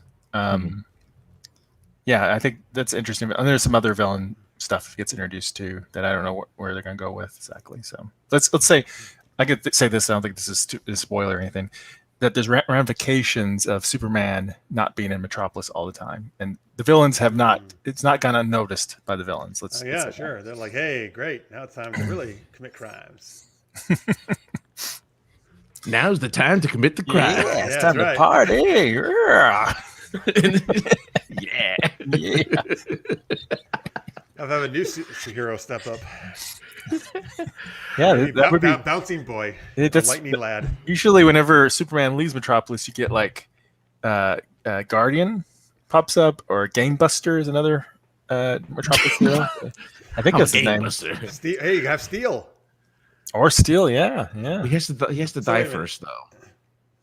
Well, for He doesn't Steel. have to. Yeah, he doesn't have to, I guess. So wait, but I mean, so you're saying Guardian was an actual comic book character, not just from Supergirl? Oh yeah, he's a real comic. Is it book Jimmy character, Olsen in the comics? no, it was No. somebody else. Who okay. was it? Yeah. There's a couple of different versions. Mhm. He have you seen Young Justice? The cartoon animated series? Mhm. No. He's in Young Justice, and that's a little bit closer to his original, well, to his modern day version of him introduction. I think he's a very old character, if I'm not mistaken. But yeah, he was never Jimmy Olsen, but he is based on a real character from the comic books. All right. Do you think they're gonna introduce any like iconic characters in the Superman and Lois as seasons go on, like Jimmy Olsen, Perry White, or anybody? I heard a rumor. I don't know if it's true because the rumors have been really bad lately on the internet. But the rumor was that at the funeral of Clark's mom, that Supergirl and her secret identity was going to be there, but she couldn't because of COVID restrictions. So Oh, they were gonna have Melissa Benoist, you mean? yes, you have to be at the funeral. Yes, Oh, that would have been cool. yeah, Carrot Danvers. I'm almost beginning to think that they are going to like do a kind of a hard separation from the rest of the Arrowverse in this case, because I mean, I feel like they are. we're 4 episodes in, and there really isn't a connection to any other. Usually by now they would have been like, oh yeah, my buddy Barry over in Star City is like doing his thing. It's like, oh no, I didn't say anything. Or not Star Oh City. yeah, I think they are separating. I was more like just introducing Superman characters from comics. If they're going to introduce that. Oh, I'm sure they will. yeah, I'm sure they will. Yeah, I hope it's what's his face, Morpheus as. The vampire? No, Morpheus. What's his name? That's Marvel. That's Marvel. Lawrence Fishburne. I hope Lawrence Fishburne is. His name is not Morpheus. That's his character from the That's Matrix. Jesus. I couldn't remember his name. We're all in sorts of different franchises going on. I hope Lawrence Fishburne makes. There's going to be episodes. He's going to appear like Clark. This is not reality. Take the pill. I have a blue pill and a red. You're not really a superhero. You're just you're stuck in a You machine. don't have 2 14-year-old sons. You have 1 baby. So you mean as Perry White from the Man Yeah. of Steel? That's what you want him as? I mean, they did the Ezra Miller thing in the crossover where both Flashes met. So technically it can happen. Yes, that's true. Yeah. In the Kryn Crisis, yes. Yeah, and there's been rumors that are probably not true, but that maybe Batman will somehow tie into it eventually. That might be not true. I would really like a Batman in this universe. Well, he's supposed to exist. I mean, if this is this Arrowverse world, even if it's not, even the Supergirl world, I think they alluded that there was a Batman.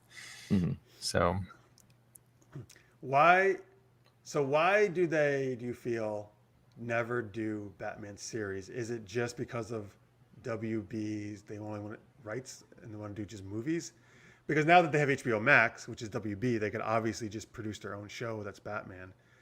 But it's like he's the one guy, right? They seem like they never want to do a series about. Well, at least not live action. Gotham, I feel, is very different. They're not really Batman. They'll do animated series till their pens are dry. Live action though.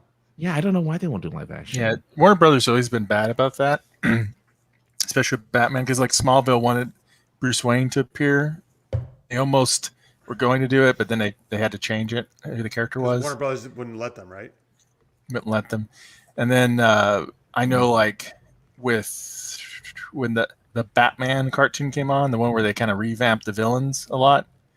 Like the Joker was really freaky, crazy looking and stuff. They made Justice League cartoon not use Batman villains anymore. They had like an embargo or something. They got Batman, of course, but they didn't want them to use the villains because they were like, oh, they'll get confused, the versions and stuff. Okay. Yeah. But I think we're past that now. I think with this merger stuff and with whatever's going on with the movies and stuff, they're over the place. I think, and as they explore HBO Max, I think we're going to see a lot more of that because we got Batman and Titans. Oh, that's right. Wait, Batman is in the Teen Titans? Yeah, or at least Bruce Wayne. Yeah, is in that. Bruce Wayne. Yeah. Oh, but we haven't seen him as Batman in the show. You only vaguely see him. He hasn't been like fully decked out right now. So I think they're definitely loosening that up. They're supposed to do actually. I think they're developing a spinoff from the new Batman movie that's in the works right now for HBO Max. So yes, yeah, movie Mm-hmm. or show. A TV show, I believe. Oh, about Batman? I think so. I don't know exactly. No, you're right. It's or maybe about like a Batman. Gotham or City Police or something show. You mean or something? Or I thought it was Batman. I think it feels like it's Batman, but it's all kind of rumors and stuff. So I don't know details yet. Mm-hmm. Or at least I haven't checked up recently on it. So anyway, I say all that because I'm hoping that maybe Batman will appear in Superman because they're great whenever they're opposite, and because we know that Batwoman is been renewed for season 3, but the rumor is, and it seems the last season that it'll probably be the last one, yeah. And I can believe it with the ratings and stuff. It probably will be. Yeah, the ratings are not good. I would love a Batman. I would love to see them to just Batman and Superman just doing a thing, anything. Then they go, having coffee. Martha, why did you say Martha? That's your mom too. Oh my god! And they're both dead now, so they're even more. The Joker comes in and goes, "My mom's name's Martha too." Oh god, come on! Let's be best buds. They just hang out at that diner in Smallville, just having a piece of pie. Like, yep. Then Francis goes, "My girlfriend's named Martha. Let's hang out." I better be, and now I better be on there. But my Martha's alive. Ha ha ha ha ha ha. Oh, great! Bring it down. Yeah. No pie for you. So, you guys. So speaking of series, then, Mm-hmm. and then HBO Max exists now. Should like Warner Brothers? Do you feel like if they're going to make more superhero shows, should they make them for HBO Max? Does that make sense, or should they still keep doing like the CW thing in other places? What I've heard is that they are going to have a partnership with CW and HBO Max. Yeah, because aren't they supposed to show the series on HBO Max? So you mean they're going to be on both? Is that what you're saying? They're going to do something for not necessarily not for Superman and Lois, obviously, but they said that for new shows, they're going to do something where it plays like on CW premieres and then next day it'd be on HBO Max or something like that. maybe vice versa. But For I like think future series. yeah, it could be vice versa. But I think that's the way it's supposed to be. So to help them, and they'll probably get a bigger budget too for the shows if that happens. Oh yeah, if it's HBO Max, I think they'll definitely get a bigger budget. Although again, I think the CW shows are impressive. They look impressive for what they. I mean, so I think their budgets are fine. They are, but now we know that we must not be alone, and that Crisis kind of poo-pooed it a little bit, our energy levels for it, because because they're starting to cancel Black Lightning and Supergirl and stuff. Yeah. So it's Batwoman. Like what's left after that? It's Legends and Flash. Yeah, and Flash has been around a long time, so it probably won't. Well, that's always been their top one. Yeah. I mean, maybe it'll end up lasting like Supernatural long, but I don't know. I don't think so. Johnny Pappas has joined us. He says, what did I just walk into? I think it was during your guys' Martha stuff. It's a Martha group pie eating thing. Johnny, we're really talking Superman and Lois. We're kind of near the end here, but we'd love to hear your thoughts. I think Johnny was telling me he's really enjoying it when we were talking on Facebook. Okay. I just realized Anthony missed out on a pie joke. Oh, you're right.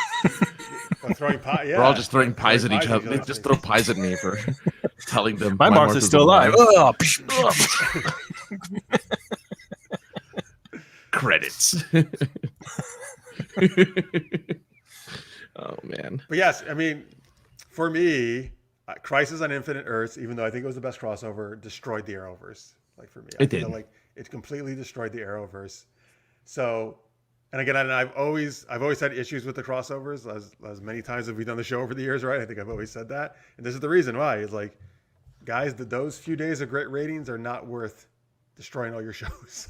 I don't think they thought they were going to destroy their shows, though. They thought, hey, now we can just cross over all the time, and like, we're all in the same universe, and like. Yeah. But I hate that when they feel like we're going to change everything from the last bunch of years, and you're going to love it. No, we're not. No, at all. Well, yeah. I mean, they thought, well, here's a great time. These shows have been on for a little while, except for like 3 of them. These shows have been on for a while, but let's soft reboot them. Just a soft reboot. It's okay. It's fine. No reason, just because. Yeah, I think I remember. I have to go back and watch, but I'm pretty sure I said that was my main concern about it. Is if they soft reboot, it could kill my excitement for the show. But that's kind of what DC does with their comic books and everything. And I hate that about the comics. This is why I don't read really a lot of comics anymore. When they do that, it's like usually Batman and maybe Green Lantern or something don't really change much. But then like the other ones change, and some of them I like, some of them I hate suddenly, and then and then they're always course like Hawkman. My gosh, how many times they've soft rebooted Hawkman? It's insane. They've done it so many times. He's an alien. He's reincarnated. He's who knows what he is. He's a hawk god or something. He's such a hawk god. Yeah. No, but I mean, like and it is kind of funny that the show that is the most ridiculous is kind of the one that's least affected, right? I know, right? That's hilarious. Yeah. Like, oh man. Listeners, by the way, he heard the pie joke? He was too busy laughing. Oh, good. Okay.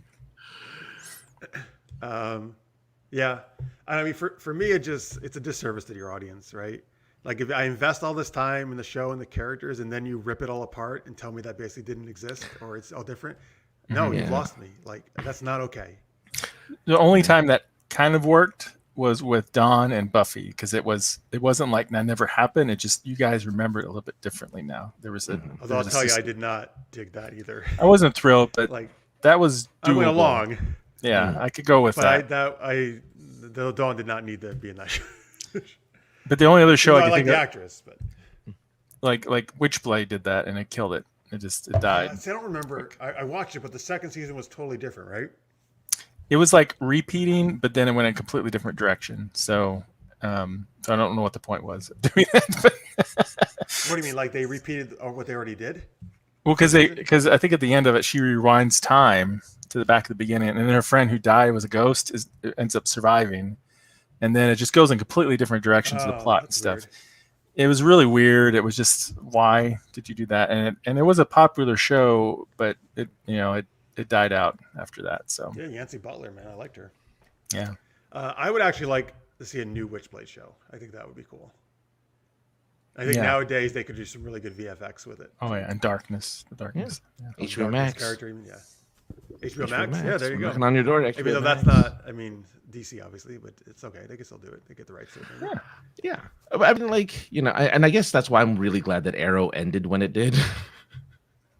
I think again, you know, I think all of us, right? I think enjoyed the last season of Arrow pretty much. I liked the last season of Arrow. I thought it was great. I think they did a great job. Yeah.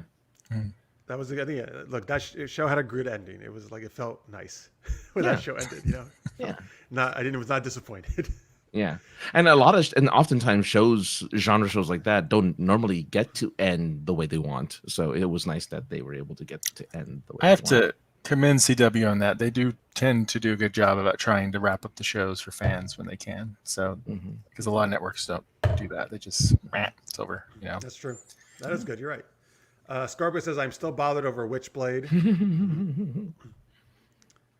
That was, what was that? Like mid-90s? A long time 90s? ago, yeah. Yeah, right? Yeah. All right. Hang on. Sure. Here's Johnny's comments. Superman and Lois, heads and shoulders above the CW shows. I like that Crisis. It was the first time I'd watched those CW shows in years. Oh, okay, cool. I think Crisis itself was well done, really well done. It's the after effects I have a big problem with. And it's not inaccurate to the comic books, but I think it was necessary in the comic books back then, or potentially necessary, because it was confusing because they had all these different universes because they bought a lot of those universes, right? So they wanted to merge them together. So that makes sense. Oh, because they had purchased other comic companies, right, with the characters. Yeah, like Blue Beetle and Captain Atom and stuff. They were from a different universe. Shazam was a different universe, you know, all sorts of stuff like that. But you know, with this show, we didn't need that. We needed, it would have been not, it was made sense to put Supergirl in there somehow and merge that, but we didn't need to merge all the Earths. We didn't need to totally shake up Flash, you know, and rewrite everything with Flash. That's right, huh? Supergirl is really the only thing, like, that's really it. Here's the thing, but since Supergirl's ending a year later, basically, they didn't even need to do that. Well, they didn't know it was ending a year later because she wasn't pregnant at the time. Yeah. Wait. Oh, is that the main reason they're ending it? Well, and she doesn't want to continue. She doesn't really want to do it anymore, right? Yeah. I mean, but I'm pretty sure lots of actors get pregnant. Obviously, they work around that. No, I know, but I mean, one of the reasons she said at least was like she wanted to be with her kid, and yeah. Oh, okay, yeah, sure. Yeah, so we'll see how that pans out. But so Superman and Lois might be great though, because I think those soft reboots like that, when you do it, like for example in the comic books, they didn't just go like, oh well, issue 58 was pre-Crisis. Now we go to issue 59 of Superman. They like restarted a bunch of the series and stuff, and rebooted some stuff. With these shows, you're just like even mid-season, you're going like, oh, never mind, everything changed, woo, figure it out, what happened, what's different, and it just shakes it up too much. I mean, like it killed the Arrow spinoff possibility because it was so complicated to try to grasp. Oh, Arrow and the Canaries. Yeah, it's like, well, that's actually Black Canary from another Earth that's gone now. And nobody, and then there's other Black Canaries from actually the past who somehow is here. Somehow got into the future. Yeah, she sings now. It's great, and nobody remembers her for some reason. And it's like, can you keep up with that?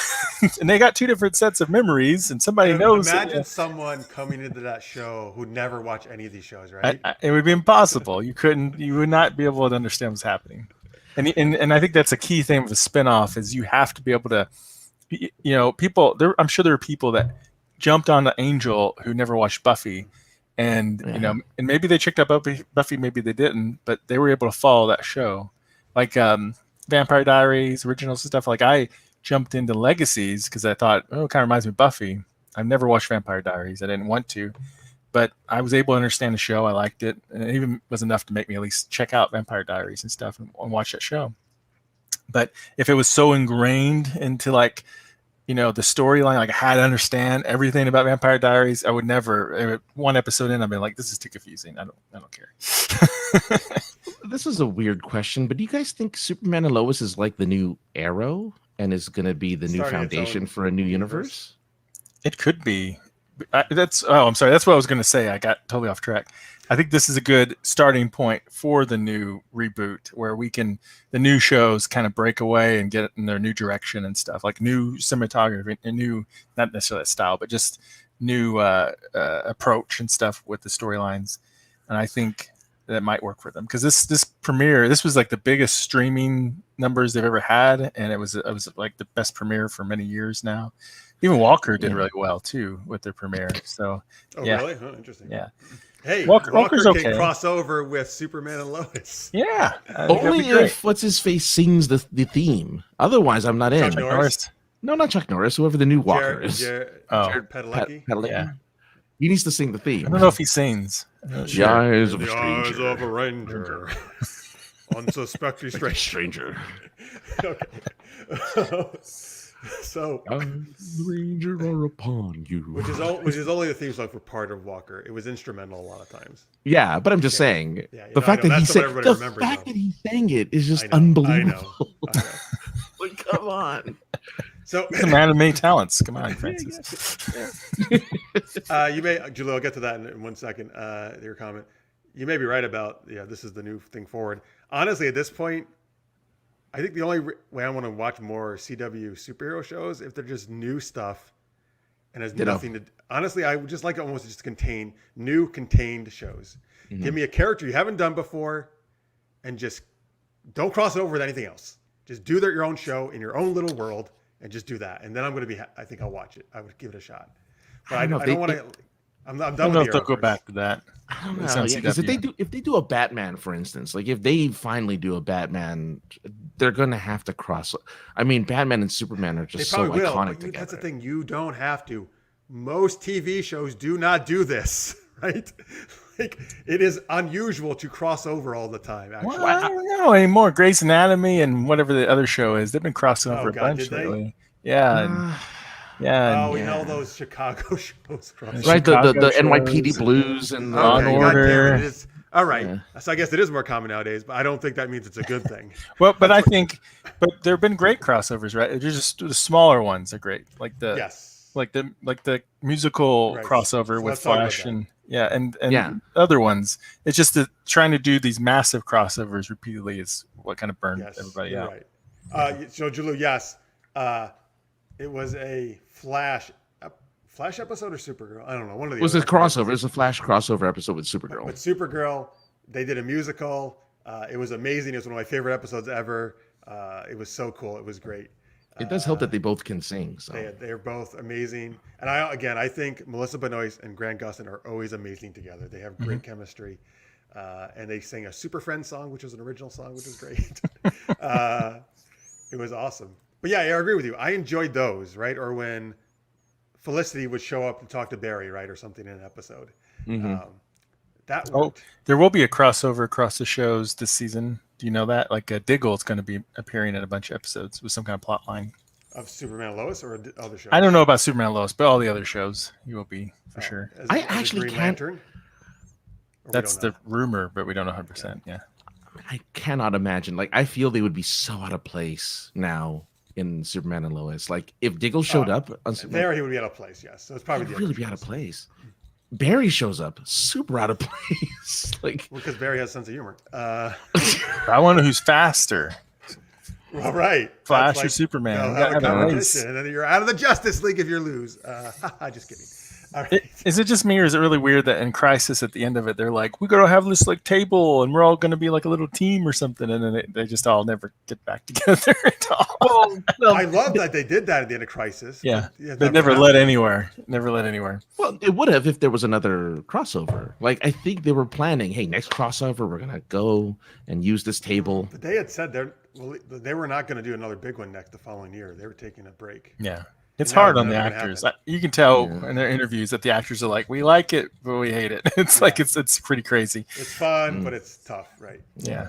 But I agree with you. In comics, those huge crossovers that DC always did, generally I didn't like because they tried to smash every single character they've ever created into one series. Like occasionally, like 52, I actually did enjoy. And I think that worked somewhat better because it was spread over 52 weeks. And they kind of jumped between a few different storylines, and they kept following those, right? Mm-hmm. But these other ones, and it's the same thing here. You're right. They're just too hard to do. And you can't. How can you focus on 30 characters? Yeah, you can't. It's too much to try to follow. I mean, again, I think TV wise, yeah, it's tough. But I mean, you see Marvel do these things with a bunch of characters. I didn't love that stuff either, though. Yeah, but I mean, yeah, well, yeah, sure. I mean, to everyone's, to each their own, of course. But but yes, that worked worked really well for a lot of people. So I don't know. Well, and people aren't tired of the universe yet. I think the new Marvel approach is the way to go because it does a few things. One, they have bigger budget, but they're limited episodes. So it's not too crazy to follow. They're not all playing at once either.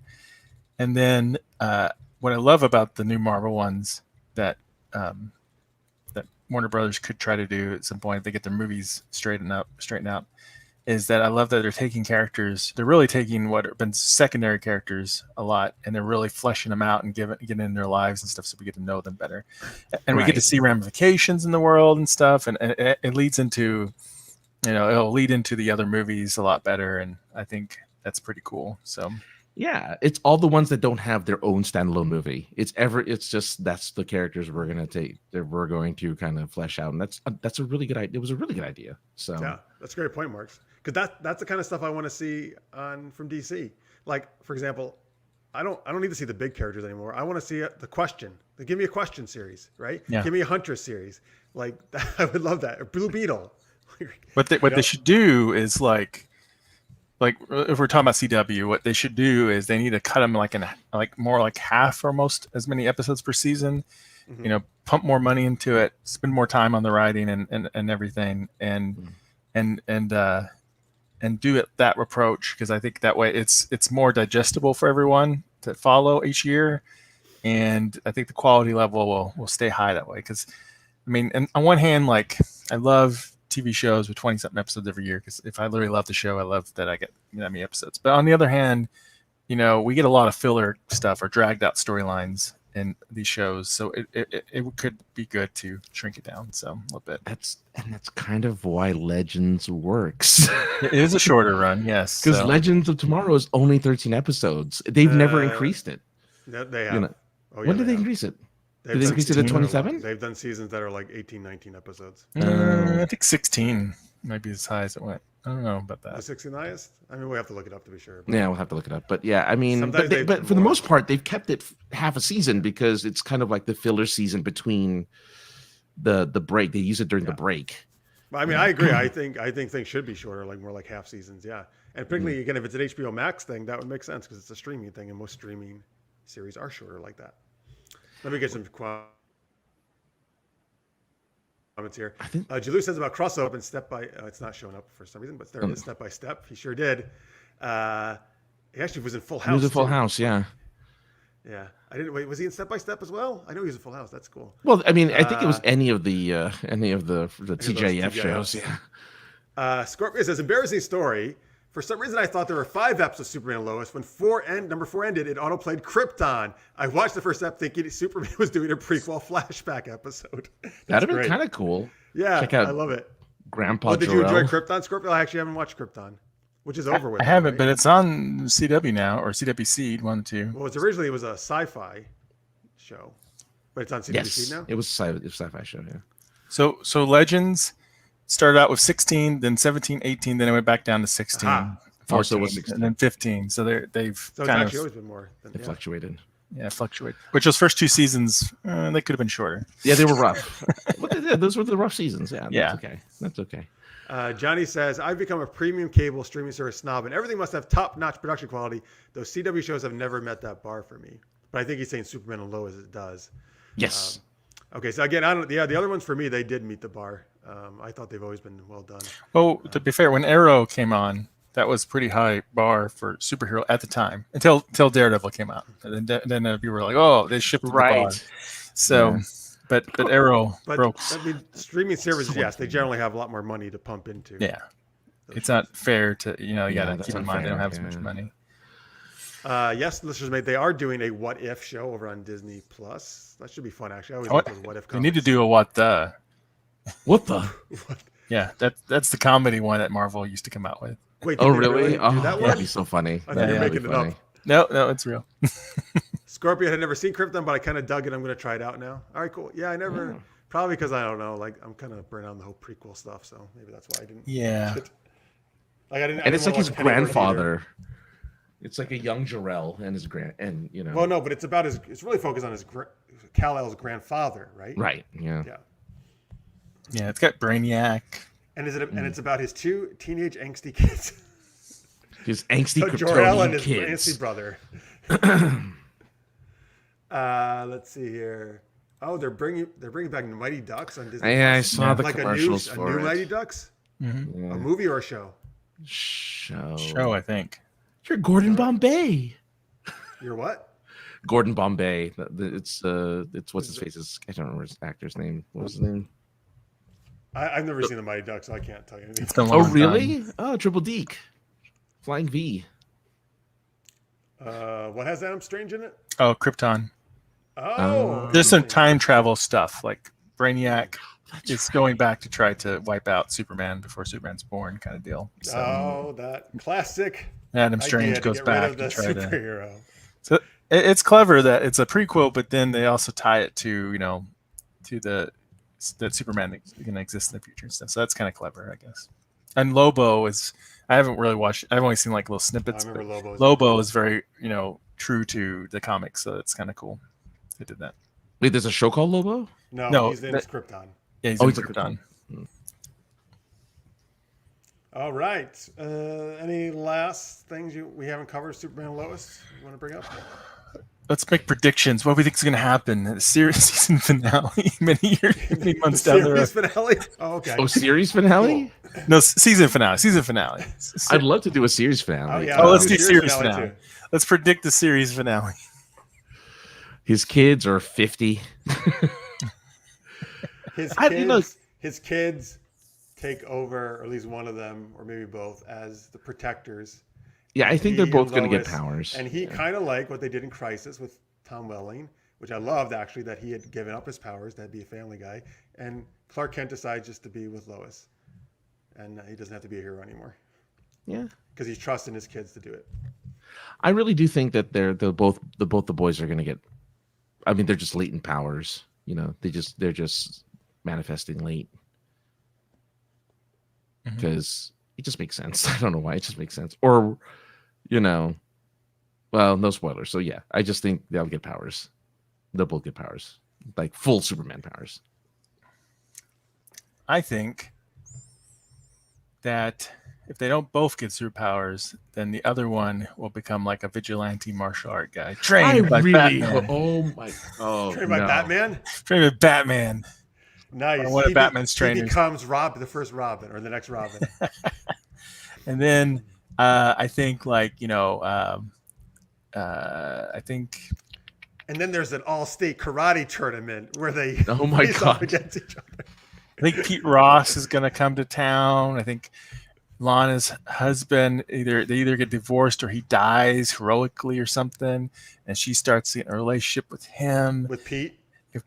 And then I think like we're gonna have the Lexes meet, and maybe All the Lexes. Captain Luthor will eventually become an ally, and then I think that actually, I do actually see that happening. Is they're going to be not friends, but they're going to be grudging on the same allies. side. I think we're gonna eventually get Darkseid and all that good stuff, and then I think eventually Superman has to give up his powers for some reason. No.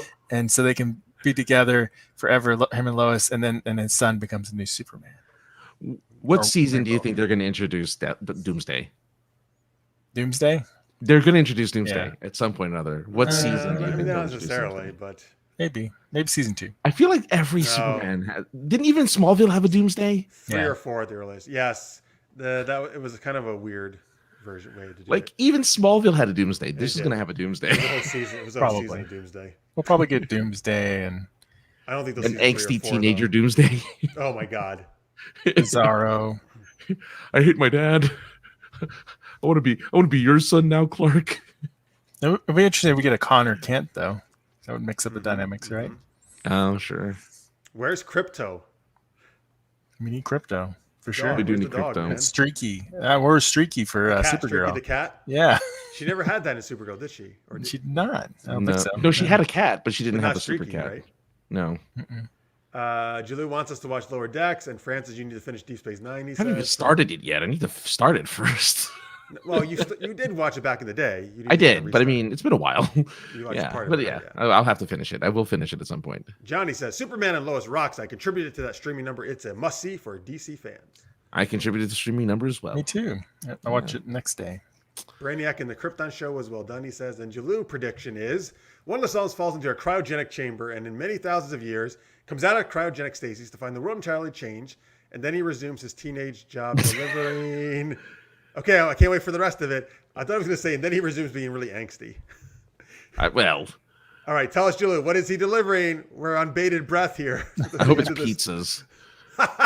Just He delivers pizzas 1,000 a year. Whoa, he joins the Legion of Superheroes, right, Marx? That's obvious what he does. oh yeah. Ooh, yeah. Yeah. He comes back and he's like a Oh. little older. Do you think they're going to do a Legion thing? in Superman They and should. Lois? I mean, they I did mean, it with, it did with Smallville did Supergirl. it. Smallville They did did. it. Supergirl did it. but Legion changed after Crisis, right? So it What? rewrote Did history. that affect Legion? Affected that too? I think it did. I don't know. Don't quote me on that. I haven't watched all Supergirl. I could be Super wrong. Crisis. I could be wrong, maybe. But Well, I know. Is this Johnny? Are you guessing he's delivering nanoparticles, or is it something else? Here's your nanoparticle, Maybe sir. it has to do with Brainiac.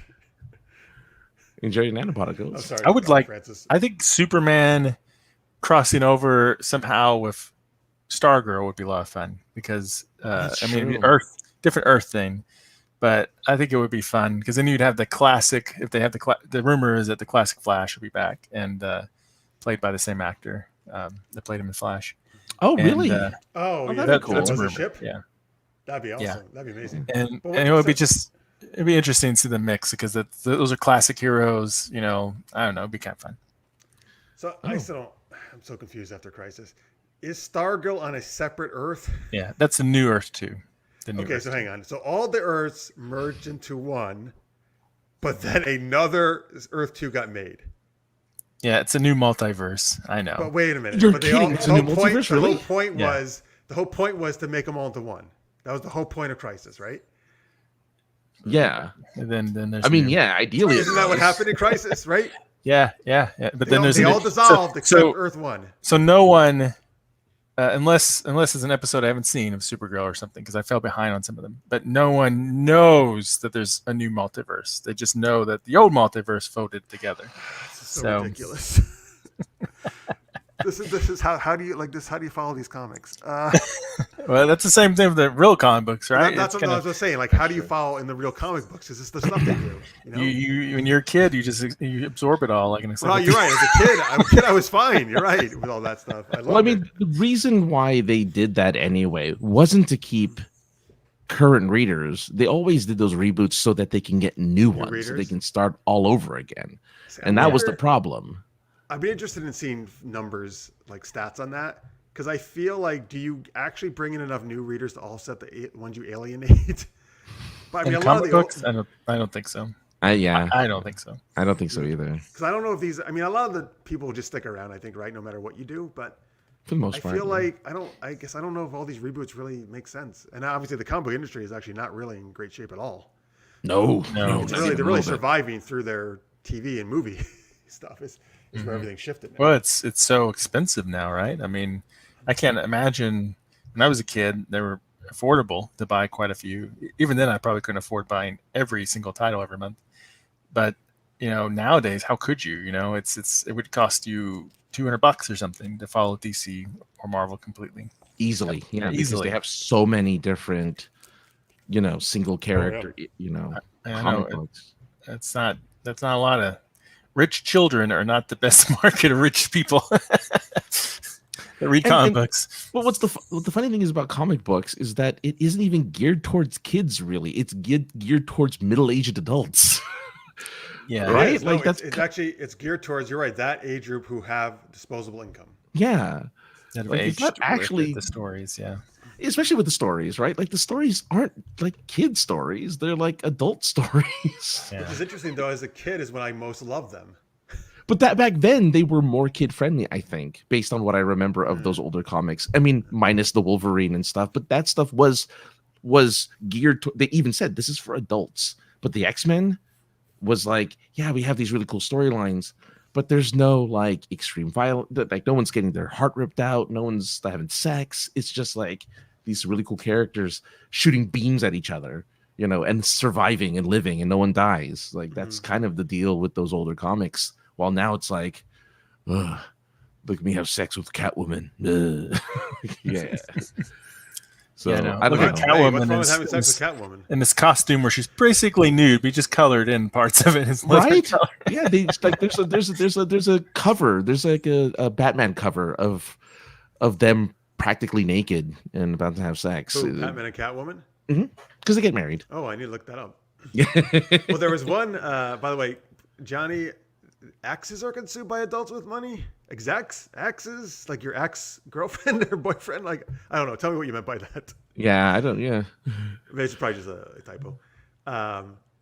There was one, I never read this one, but I saw images of it. There was this one Batman comic. They tried to be really edgy, and they had he went back to the Batcave. He got out of the Batmobile, totally naked with his huge erect dick. The Yeah. black. It was. And they Batman drew the Black, penis, whatever. but then in Batman other Black. versions they grayed it out because they got so many complaints. They like blacked it out. Yeah. I Yeah. just love that he was aroused after fighting crime. It was like a erect penis. It's the only thing that gets me off. That turns me on. Yeah. Crime. Hey Alfred, get over here. Fighting crime is the only thing that makes me feel anything anymore. That's why you can only be with Catwoman. She turns him on. But like, yeah, and that issue, because it was a limited run, is like $200 now. So All right, let me get to some of these comics. Comments. Comics are geared to old people. Hey, who called? Yeah. How about older? How about that? Come on, guys. The costumes they had of female superheroes in the 70s were much worse than anything now. were they? I don't know. I mean, I know feel certain ones nowadays were. There's a lot of like when I grew up, like skimpy. There I were don't know. short I don't know the skirts 70s. and stuff, but I don't It was remember. nothing like Maybe. It was something like Xenoscope, right? Like Xenoscope, how they make all of the Or what do you call it? The the really fairy tale. scantily clad fairy tale characters. Yeah. Or wasn't- early on Witchblade, Sarah Bazzini, that Witchblade thing barely covered. But that was the 90s. That was the It was Yeah, the 90s. That yeah. was really right. Or like, Yeah. or they were very skin tight, which they probably still are nowadays, right? Skin tight. 90s was stuff. definitely when they started going really sexualizing a lot of the characters. Men and women both were like half naked Well, all the time. the men were all jacked, right? With the Yeah. chest. And the always women had were their all- shirt off. Women were all big, large assets, sexy assets. Yeah. So it was, I don't know about the 70s. I mean, and I enjoyed that a lot as growing up. I'm going to be honest. Reading that. Let me see what else they say. Is it because of the old comic codes? Yeah, that was. Yeah. That came about because, like, in I forgot what decade it was. There was a lot of 60s crime or and earlier, right? horror and stuff. Comics. Like I read some of those There was a old lot of horror. horrors. Oh, that's why there were a lot of horrors, and they had Horror, whatever. Whores. Horrors. There's horrors in these comics. There are probably people saying that actually, but Yeah. but so parents pushed back. They got the comics code, and so that controlled a lot of how violent and gory stuff was and stuff. Except for like heavy metal, for example. Maybe that's one thing he's referencing from the 70s. I think heavy metal. He asked Was about that Ms. 80s, Marvel. 70s? Well, the older Ms. Marvel was, a pretty sexy costume. Yeah, Was 'cause it I'm looking really? at this. I'm looking at 70s Miss Marvel, and she has her midriff showing, and she's does she? wearing like, But I mean, it's Now, the current Ms. Marvel is totally different, obviously. no, yeah, current Miss Marvel's very Kamala different. Khan, right? I mean, I don't think it was. I mean, maybe for the time, I don't know, but for nowadays, it's pretty mild compared to what. I would say it's almost on par. I would say. I think so. Or maybe I haven't seen it Yeah, for a long I'm looking time. at it Wow. right now, and it's like a lot of her is like her body's covered from like the waist up, but like it's like she's wearing like skimpy briefs or something, and again you see her midriff and you see her legs, but I think actually like the 90s version of Miss Marvel, I feel has a sexier costume than this one, the 70s Miss Marvel. But I get it. Like, yeah, that's when they kind of maybe started inching towards that way. But 90s was definitely when Yeah, they I started. would associate it. I just associate comics with. It's always been sexualized. I feel at least maybe it's because the 90s I read so much of it then. Yeah, But I would say in the 90s definitely. I wouldn't say the 80s because the 80s was 80s like wasn't as much of that. You're right. I mean, even yeah, I'm trying to remember. Even It is a lot of the You're right. There was definitely a different art style, like in the 90s from the 80s. I agree with you. 90s was a bit of a sexual revolution for a lot of people. So I'm guessing the comics reflected that. Well, that's actually started more in even the late 60s to 70s, right? 60s, 70s definitely, which is probably why Miss Marvel looks the way she does in the 70s. But like, and then in the 80s, it got a little more, a little more toned down. And then in the 90s again, after Three's Company, they're like, oh, that Jack Tripper. Ooh. I love Three's Company, man. It's a great show. Great show. I don't. It's the first show I could think of. It was either that or where that came from. I knew Three's Company had to do with it. It was either that or Perfect Comics Code. It was either that or Perfect Strangers, and I'm like, I don't know about Perfect Strangers. By the way, back when you said Superman should be in Stargirl, Marx Scorpio says, "I love Stargirl. I'm down with that." There you go. I think they would. Oh, and the brothers would love those kids. That they would all hang out. The teenagers. Yeah. Listeners May says comic books aren't comics anymore. They're all very expensive graphic novels that are computer generated. Bleh. A lot of them can be, sure. Yeah. Yeah. Let's see here. I'm looking here. I thought the Comics Code came about because parents of the 30s couldn't stand seeing pictures of Wonder Woman being tied up to different things. I mean, it wasn't only Wonder Woman. No, because there were also a lot of horror comics, horror, whatever. Yeah. It's that small town accent coming out again. Yep. Mystery. Kansas accent. Or pulp, stuff and mystery and murder ones and stuff like that were out that definitely helped cause that. Because their horror was quite Sorry, I was just teasing you. Was pretty dark back then, or at least dark and twisted for kids, at least to be. It tells it from the crypt or whatever kind of stories there were. That started as a comic, Tales from the Crypt. Yeah. Mm-hmm. Oh wow! All right. So I was trying to think of who's the epitome of 90s kind of cheese. Rob Liefeld was definitely a big influence in that artwork of everybody being like, you mean artist or character, Francis? Well, I was thinking of the character, Power Girl. Yeah, that I remember Power Girl. It was just cleavage, the circle. I'll be honest with you, Power Girl never did anything for me. I did not really find her sexy. Yeah, but many people did. I agree. Yeah, yes. And they did, and the huge boobs, the thing in the peekaboo window, right, or whatever you want to call it. Yeah. Psylocke, I feel, was always very. I like Psylocke a lot, but particularly in the '90s and Jim Lee and others. Yeah, she basically had the thong backside, basically to her costume. Oh yeah, she was sexy Asian ninja. Right when woman. She got transferred to Quanon, right, the Asian ninja, or the mind swapped or whatever. Yeah, the British lady. She was British, and she got mind swapped. I love Rogue, although her costume for me was just so sexy because it covered her whole body, but it was just very skin tight. Yeah. But I just liked her costume because she had the bomber. She just had a jacket on at least. She had the bomber jacket. Yeah. Yeah. I just think Rogue was awesome. I just love Rogue. Yeah, I don't know, but well, I know Image Comics got pretty sexual. I mean, I think Witchblade was a big one then too. Oh yeah, Witchblade for sure. She's barely covered. my favorite cosplay, not my favorite cosplay I've ever seen was someone who cosplays as the Witchblade and wasn't allowed into the convention center because it was too scantily revealing. He covered just the right parts, and that was it.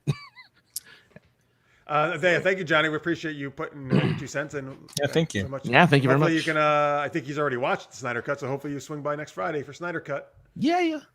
There will be slow-mo shots. We'll be like, are we going to be talking? We're going to talk in slow-mo. I love this.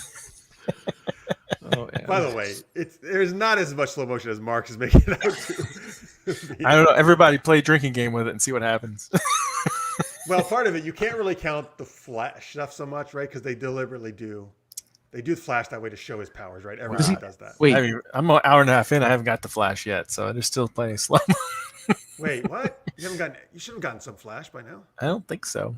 You didn't get. You haven't seen his backstory yet. No. I seen a little cyborg, Some seen interesting new stuff. Amazonian battle, that stuff. But yeah, We won't get too much into that now. That's for next week. yeah. Oh, sorry. Sorry, no, I started to get into I was like, I cut myself. Okay, this is a weird question. This is just one last thing about Superman and Lois. And every kind of CW show, they never hint at a Wonder Woman. Yes, Legends does. Legends. Helen of Troy goes to Themyscira. That's right. That's the one time they've done it. Yeah, it's another thing where they're not allowed to do. Is it really? Her. Okay. Yeah, at least they weren't allowed to have her. Yeah, but I mean, again, there's not really any reason they shouldn't nowadays. Again, there almost was a Wonder Woman show on NBC, I guess. Oh, with Padalecki. Padalecki. She became Mockingbird instead. Yeah. Mockingbird? And Agents of S.H.I.E.L.D. Agents of S.H.I.E.L.D. Oh, she became okay, right. I still got to watch that pilot, actually. I've never seen that pilot. I'm interested in seeing it. Apparently it's incomplete. Huh? Apparently it's incomplete. Like they didn't have all the special effects put in to the pilot. What? Oh, did they? Because they didn't get picked up? Yeah. Johnny says, I'll be there to evangelize restoring the Snyderverse. Oh, all right, Johnny. I look forward to that. Awesome. Yeah, a lot of people are seem like very big on this now, Snyder Cut. I'm in the middle so far. I'm halfway through, but I will reserve my judgment until next week. Yeah, I haven't seen it yet, so I'm not going to say anything. She-Hulk did everything for me. Listener says, oh, that jade skin glistening in the moonlight. Okay, time to shut up now. But no, I mean, She-Hulk, yeah, that was another sexy character. Big in the 80s, yeah. But what's nice for her, she was sexy, but they also did a lot of meta commentary about it and stuff too. Mm-hmm. Like there's one thing where some people feel like that it was too sexy and stuff. It was maybe cross the line, but like she's jumping rope naked and you can't see the particular parts. I've seen that cover. But it's talking about how like, oh, the ratings are going down or the numbers are going down and you're gonna have to like jump naked and stuff. And she's like, and then finally she's like, I'm not gonna do this and stuff. So there's like a whole meta commentary. Like before Deadpool broke the fourth wall. She-Hulk did. Yeah. Well, I've always liked her too, actually, because she's super smart, right? She's a lawyer. She's a lawyer. Yeah. She's very different. You're right. She has that comedic part to it too, though. Yeah, I'm really curious to see it in the show if they add that comedy to it or not, or how they're gonna work that. I'm so afraid they're not, but God, I hope they do. I hope they have. I hope they do. At least, I mean, it doesn't have to be full on fourth wall break, but they need to do something. Just make her fun. Yeah. No one here is really fucking fun anymore. But Marvel keeps it fun usually. Oh, I guess I haven't seen WandaVision, but I guess if it's not Netflix Marvel, it's usually fun. Oh, Netflix Marvel. Yeah. That was not fun at all. Oh yeah, Netflix Marvel is very dark, but Ant-Man's really fun. I love Ant-Man. Ant-Man's fun. Yeah, I mean, they're really good at injecting fun. Even in the really big tentpole films, they inject humor really well. Yeah. Mm-hmm. That's good. Mm-hmm. Let me just see. Okay, go ahead. Sorry. No, I was just saying, and it's Tatiana Maslany, and I have faith in her as as bringing in a lot of fun. Very talented. She's not exactly who I'd picture. No, not even a little bit. Not even a little bit. Which is why it's like, and she's tiny. So what did you say, Marx? What did you ask? She's very, very talented. So with Orphan Black, she has a huge range of acting ability. But yeah, physically, she was not a person I would have thought they would pick. But I guess nowadays you can do anything. CGI and stuff. She could just. Who knows what they're going to do? Well, they'll just do what they did with Mark Ruffalo and Brainy Hulk, right? They just kind of plastered his face on the CGI. Yeah, they could do that, and she's not as dramatic as Hulk is. Like she's like a muscular Amazonian type body, not a totally crazy monster. Look. Well, but I mean, when they made him smart, he was goofy and funny and. Oh yeah, dabbing. Like oh okay, like they made him silly. Yeah, that's the Professor Hulk. Yeah. Would you guys? I'm trying to think of which one I would like better. So either do like this, Tatiana Maslany, who's smaller, right, and they're gonna, I'm assuming, have to CG She-Hulk, or cast an actress who's built enough to play She-Hulk, but then you have to do something. But she doesn't transform, does she? I thought once she's She-Hulk, she stays She-Hulk, right? Yeah, I was always thought she stayed She-Hulk. Yeah.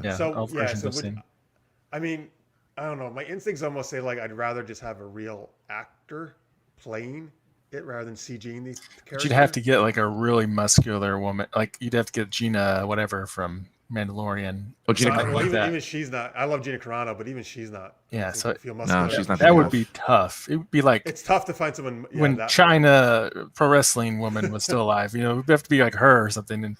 And she's cool, but I don't know if she had the acting range right. for Then she probably with the acting chops. Yeah. Yeah. So I mean, it that's a makes tough sense, right, to combo. focus on And, acting first, and plus, yeah. Disney would never pick her up because of her brief foreign career. Well, yeah, yeah. Ooh. Yeah. Well, she's passed away now, I believe. Oh yeah. I That. Well, I didn't know mean, China passed away. she That was. sucks. Yeah. Disney would not resurrect her with necromancy. No, not for this. And that's the thing. It's funny because there's usually, there's no one physically who they can do. They have to do a CGI. I don't think they really can do I it. guess you're right, because even though She-Hulk's not like the Hulk, she is like crazy muscular. Yeah, And you'd she's have like to. 7 feet tall. I mean, there are probably a bodybuilders you could find, right? But then they're not going to be actors, right? Yeah. So, Yeah, it'd be. I mean, some of those Amazonian actresses, maybe they from Wonder Woman and such, and they're you know. by the way, dude, they're amazing. Like oh yeah, people they cast as all those extras, like their bodies are like, but they're all like good shape, stunt women and MMA fighters and stuff. right? But we don't know what their acting range is for like a lead role, so it would be tough. I would always side with acting Yeah, first. it makes sense to go acting first, yeah, for sure. What does listeners may say? Deadpool, Howard the Duck often showed up in the She-Hulk comics, so I don't know if they do anything with those characters. I mean, they own both, so. Yeah, I can see Howard the Duck maybe. Oh, From, God, Crazy Howard the Gets. Duck. Look, man, when they showed Howard the Duck, I don't know. I'm kind of in. What was it? It was at the end of some movie, right? It's Guardians End of of Guardians of the Galaxy. Number Yeah. 2 or 1? One. Oh, One. that's why I didn't. I think somebody warned me. That's why I didn't watch. I always watch end credits, and that movie I didn't because I did not want to see fucking Howard the Duck. I think he was just there smoking and something. Nope, and I don't want to see it. yeah. Don't want to see anything. Yeah. I mean, him and Rocky Raccoon together would be kind of funny. Okay with Rocket. Snoo? What's Snoo? Oh, that's a Futurama thing or something. I don't remember. Okay, I don't watch Futurama. Yeah. I don't know. Oh, I'm are there familiar with Amazonians in some stuff. Futurama? There was an Amazon. I mean, it's not Futurama. I'm thinking I know there's a cartoon where they go death by snoo snoo, and it's these gigantic Amazonian women, and the guy's like, okay, like yeah, I'll die that way, because it's snoo snoo snoo. You know what I'm saying? No, Francis, what are you saying? I don't understand at all. What's you're saying? Well, when an Amazonian loves All a right, really that's enough. tiny dude. All right, should we want to rate Superman and Lois? I guess what we've seen so far of it. Sure. So we do this out of a 4-star system. We can do 0.5 or 0.75, whatever you want to do. For the other shows, we used to like Arrow. We used to do 4 boxing glove arrows or Flash 3 lightning bolts. I joked before the show about doing angsty teenagers, but let's do something real. That's real. It is real. They're but very I guess- real, actually. That's real to me. All right, I mean, I'm cool with it, but I would be more positive if you guys wanted to be. Well, I mean, it's still being positive based on the number of It's just angsty true. You're right. teenagers. It's just true, I guess, right? Number of It's true. Kryptonians? How many Kryptonians? How many angsty Kryptonians? Out of 4 angsty Kryptonians. Out of 4 angsty half Kryptonians, what do you give it? What do you do, Jeff? Don't start Drew with me. says, did the 80s movie terrorize Jeff that much? I don't think I've ever seen all of it. I've seen enough, though, that I just don't want to see any more Howard the Duck. All right. You want to start with the lowest rating I see, sir? That's fine. He does sleep with Leah Thompson in the Howard the Duck movie. Oh, that's gross. I want to hear everything Jeff thought went wrong with Howard the Duck movie. Again, I don't think I've only seen bits of it, I think. So Don't just watch can't it. It's stand a that terrible character. I movie. just can't stand it. Yeah. It's a terrible movie. Like Sounds like when you need to do a viewing party of. So, right. Oh, definitely not. All right. So out of 4 angsty Kryptonians for Superman and Lois. Okay. I'm only doing the first 2 episodes. That's all I've seen. So perhaps 3 and 4 would elevate this. I don't know yet. Oh boy. It's not going to be too good. that's okay. If I only saw the first 2 episodes, I probably would give a pretty low score as well. I'll give it 1.85 angsty Oh, wow. Kryptonians. That's Wow. pretty low. That's really low. I don't know if I can go to a 2, man. I know, I still, can't. 2 It's feels so like close. 2 is kind of like mediocre, like, and I don't almost. It's close. It's almost a 2. Sorry, I'm sorry. Like I don't know. I'm not feeling it so far. But Sorry, maybe I don't have maybe a- it'll get better. Sorry, I don't have a veggie burger for you. It's like, I'm waiting for the half rack of ribs, buddy. Yeah. And your stupid Kansas accent. All right, Francis, what do you? I get it now. Yeah. I didn't get the reference at first, but I got you now. Yeah. That's what Lois. Yeah, Lana Lane and yeah. Yeah, the Or barbecue not Lana, scene. Lois, Lois and and the husband, Yeah, and Lana's Yeah. husband. You didn't get it from my great Lois impersonation. it was perfect. So the 4 episodes, after 4 episodes, and I would definitely give it because I'm still kind of warming up to it. I will give it a 2.5 half angsty Kryptonians. Okay. All right. By the way, listeners, is defending Howard the Duck is the best Marvel movie ever. Technically, it was Marvel's first live action movie. I mean, technically, I know he loves that. Howard the Yeah. Duck. if you don't count the TV movies, definitely, yeah. Oh yeah, man, the Hoff. He was the best as Nick Fury. Nick Fury. Nick Fury, Agent of Shield. All right, Marks, what are you giving Superman and Lois? With the 4 episodes and being hopeful that maybe it'll stay good because it could always go south, right? Yeah. I'm giving it 3.75. I think it's Holy crap! Wow. That is high. yeah. I feel like I haven't been this excited about a new CW show since Arrow, maybe the first season of Flash, and I really haven't been that excited about a new CW show since. With Legends being a weird thing because it got better as it went. So Yeah. I hope I get there. I hope I get to your number because I want it to be good. Like I really want this to be like the show that starts a new universe. well, I think with the first 2, I was hesitant because I was like, well, what about the super villain storylines? Where is that going? You know, and but then 3 and 4 made me more confident that they're going to do a good job. So, but we'll see. Yeah. All right. Well, I guess all our scores average out to pretty good. Actually, yeah, kind of. I mean, in the end, it's kind of like in the middle, really. Yeah. Yeah.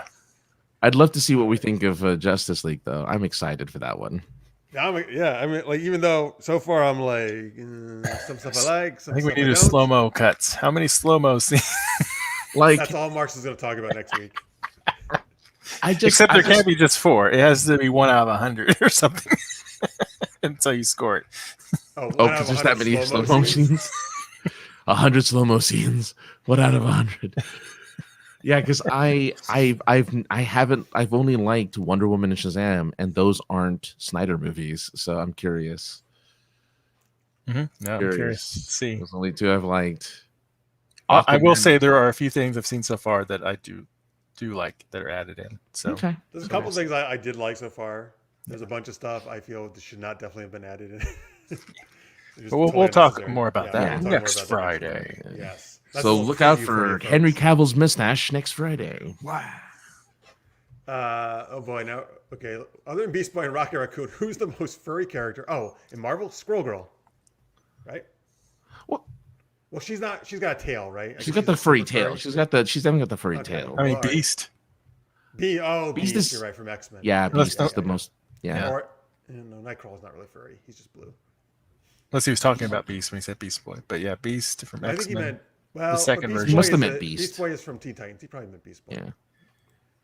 Who's actually Yeah. not really furry, right? So maybe he meant Beast. Um, It had Werewolf to by be. Night. I forgot what the name of that character is. He's also free. Wolverine's pretty hairy. He is quite hairy. Yeah, Yeah. he's a So, furry like, guy. Sabretooth too. Yeah. You're right. Oh, Beast Oh. Boy is DC. You're right. Oh yeah. Okay, so yeah. So Beast. Beast after he mutated with the fur, blue fur. Yeah, So, Right. I agree. The cool Beast when he's all furry. Least furry, Professor X. Anyway, that's Oh boy, because he's. I get it. Yes. We don't know what Is he bald everywhere? there's Frank? clothes. Oh, We no! don't know. He could have very hairy back and chest and stuff, That's and I don't know true. what That's Jeff's very referring true. to. That's true. It's that snoo thing Francis was talking Oh, about. that's right. Oh man. All right, folks. Thank you for watching the Superman and Lois edition of DC Action Hour. Oh, I feel a little bad. I almost want to give it a 2, but I guess I'll stick with my rating. I feel a Just little stick bad, to it. but that's fine. Maybe we'll have to check back on it in the Yeah, season maybe finale. I'll have and a see new what we rating. think. In the Oh, finale. we should do a finale. We should if we stick to the. I mean, 2 of us may not stick to the finale. Yeah, well, I mean, yeah.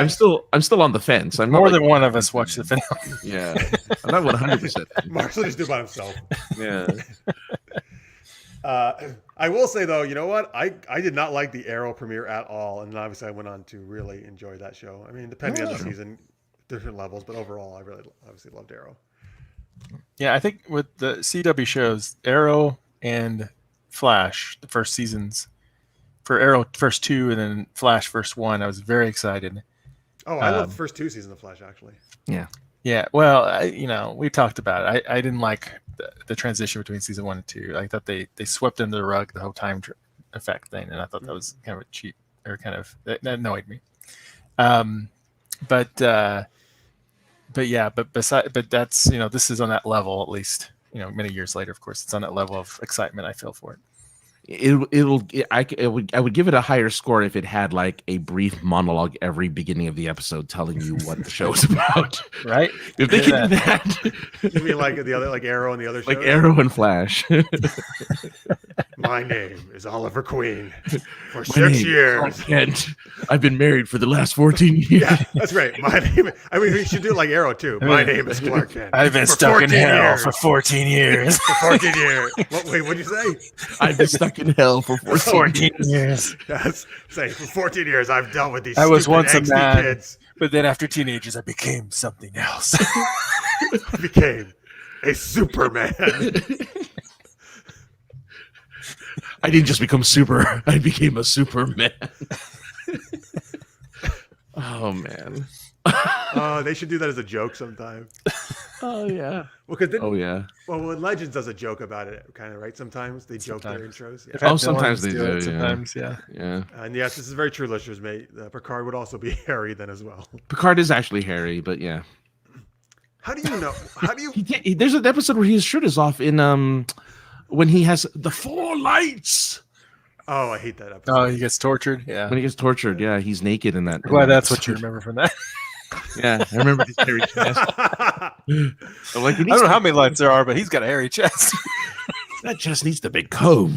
He's like he should have just ripped his chest hair out to torture him. Oh man, anytime I think of that, I just think of that Bruce Lee Chuck Norris fight. Ugh. Oh, when he rips yeah. He grabs a fistful of his hair and goes. All right, so a total quick tangent, Mark. You said the new Walker is decent. Oh, I mean, I guess not.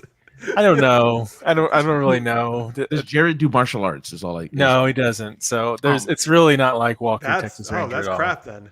Yeah. So I'm curious about it. We watched a little bit. It's more just because of the actor than anything else. I don't know if I would necessarily suggest it for you, Jeff. So That's like Kung Fu not having martial arts in it. Yo, I'm so it is excited. weird. But for Kung Fu I'm so excited for the new Kung Fu series. I cannot hopefully tell you. have martial arts. Yes. We're actually missing a good kind of like focused martial arts show, right? I mean, Arrow kind of did it, but there's not a focused martial Warriors. There was Warrior, which probably is over. That's the one I have to still see. I still have to see Warrior. Yeah. But yeah, dude, We did have Into the Badlands. That was pretty cool. Again, another show. I guess like a mainstream that TV show though, like a main, like a network, show? like a network TV show. Because those were Warrior. You don't And, get those very often. well, I mean, isn't Kung Fu going to be a network TV show, or is it going to be on? Yes, CW? but that, you don't get that. That's pretty rare. Oh yeah. Well, we had Martial martial law. law. We had martial law. We had That was in the 90s. That was a Kung long Fu. time The ago. Legend Continues. That was we also in had, the 90s. A long time ago. We had Walker Texas Ranger. 90s. Long time. Oh, Walker was 2000s. No, easily. 2001. Yes, but it was almost all in the 90s. All right. Yeah. Only 2 seasons were in the 2000s. So, I guess the 90s eyes of the was Ranger good were for open. martial arts. I agree with you. Yeah. But not. The 90s were good for skimpy clothed comic book characters in martial arts. So shows. Boom. Yes, I'm hoping Kung Fu is good, man. Because I haven't seen the trailer yet. I need to watch it. Neither. So I What's hope it it, called? Kung Fu what? Early April. It's called Kung Fu. Just called Kung Fu. It's just Kung Fu. Okay. that's the first martial arts style I did. So I would like to see a good Kung Fu. Oh, is it? Yeah. See, I never did that style, but I love it. Just to like, well, depending on which like northern or southern style, right? But a lot of times the flowing, right? Yeah. Of it and style It is looks so really elegant. cool. It Looks cooler great than on screen. Yeah, looks cooler than some of the other ones. Yeah. Oh man, it looks like Mulan in like the modern times. So this is gonna be interesting. Yeah, dude, I'm excited, man. It's like the show I'm most excited about. That's one of the big things that Iron Fist messed up is that it wasn't. It should have been martial art first, and it wasn't. See, everybody says I don't, dude. I like the martial arts in that show, and I thought they did a lot of kung fu. In Iron Fist, yeah. Ask martial arts, right? They even did that one guy with the drunken style. The drunken style, Yeah. the drunken Yeah. style. But even I thought he did. He was definitely doing kung fu moves. That was, but it just needed more. It just needed more of it. It's what I felt like. That's all. Because I felt like Daredevil, in many ways, had more elaborate fight scenes than Iron Fist, and it should have been Iron Fist. But it wasn't kung fu. It was more that was street street fighting. brawling. Yeah. Yeah, and I know people love Daredevil, but I actually I like kung fu the best out of all those, and I like the fighting more. Iron Fist, the best of all, you mean? Yeah, for me. Iron Fist 2 is even better, apparently. Like the fighting in Iron Fist 2 is apparently much The improved. second season, you mean? It was better, and it had an amazing ending that was left open for lots of cool storylines that, of course, never happened. So Yeah. They were launching kung fu. Do you mean David Carradine? Yeah, there's no Carradine. It's Nikki Shannon. It's a female protagonist. Yeah. I don't know if it has anything to do with the other kung fu. it's probably or like not. Walker. I don't know if she's related to him or if it's just a total like reboot. It looks like it's a reboot. Probably, yeah. I think that makes sense. Like and then Powerpuff Girl. CW is big on the kick right now doing this reboot stuff.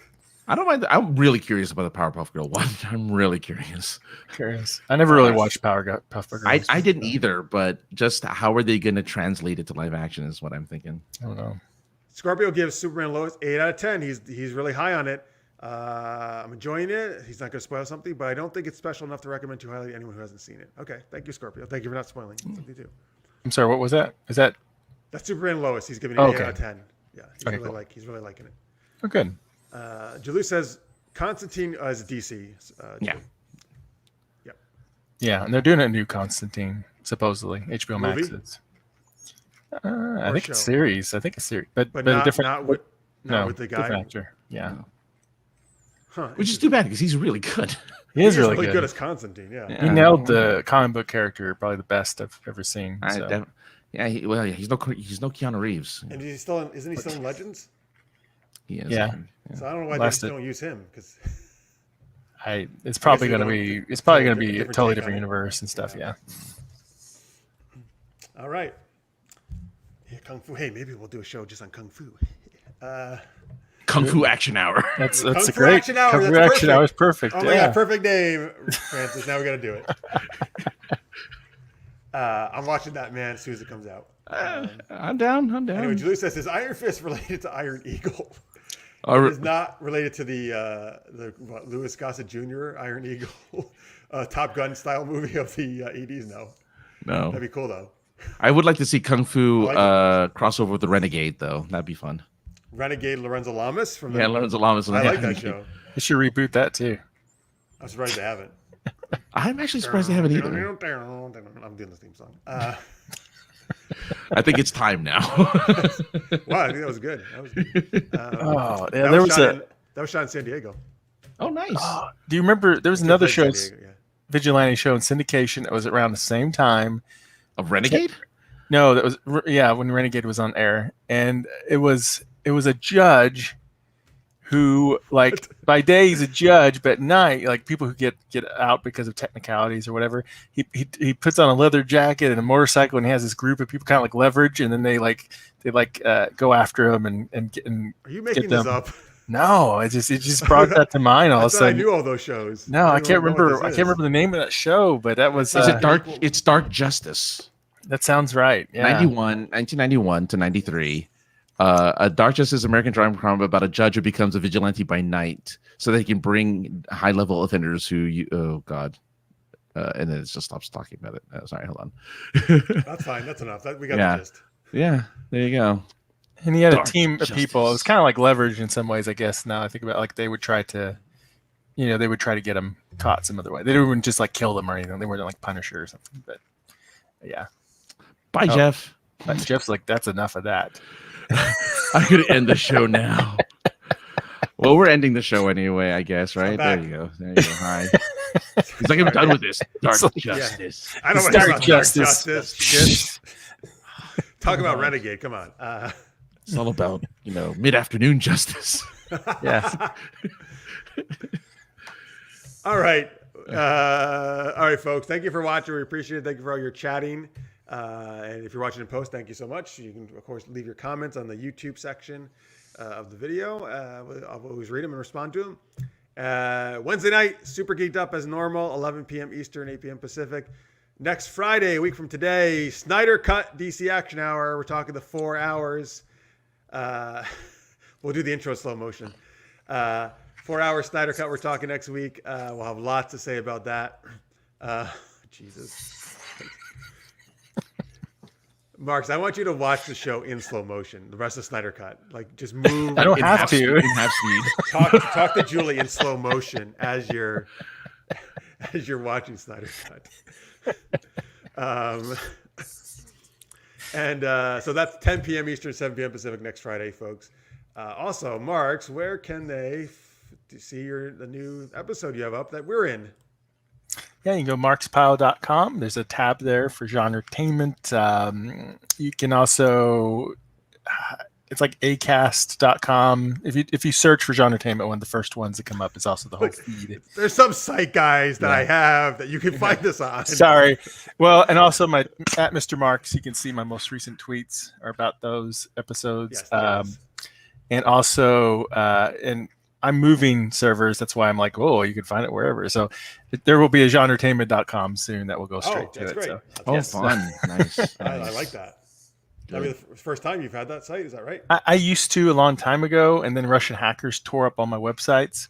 Wait, is this true? Yeah. And then oh my God. I just started from scratch, and then I was just like, oh, I'm just going to merge Marx Pyle with everything together. I didn't know you were so famous that Russian hackers were actually... I don't know. That's insane. Wow. Very frustrating. They're probably just like, Marx, you got target Marx. You for some reason. They should like you. They're like, you're our first Marx.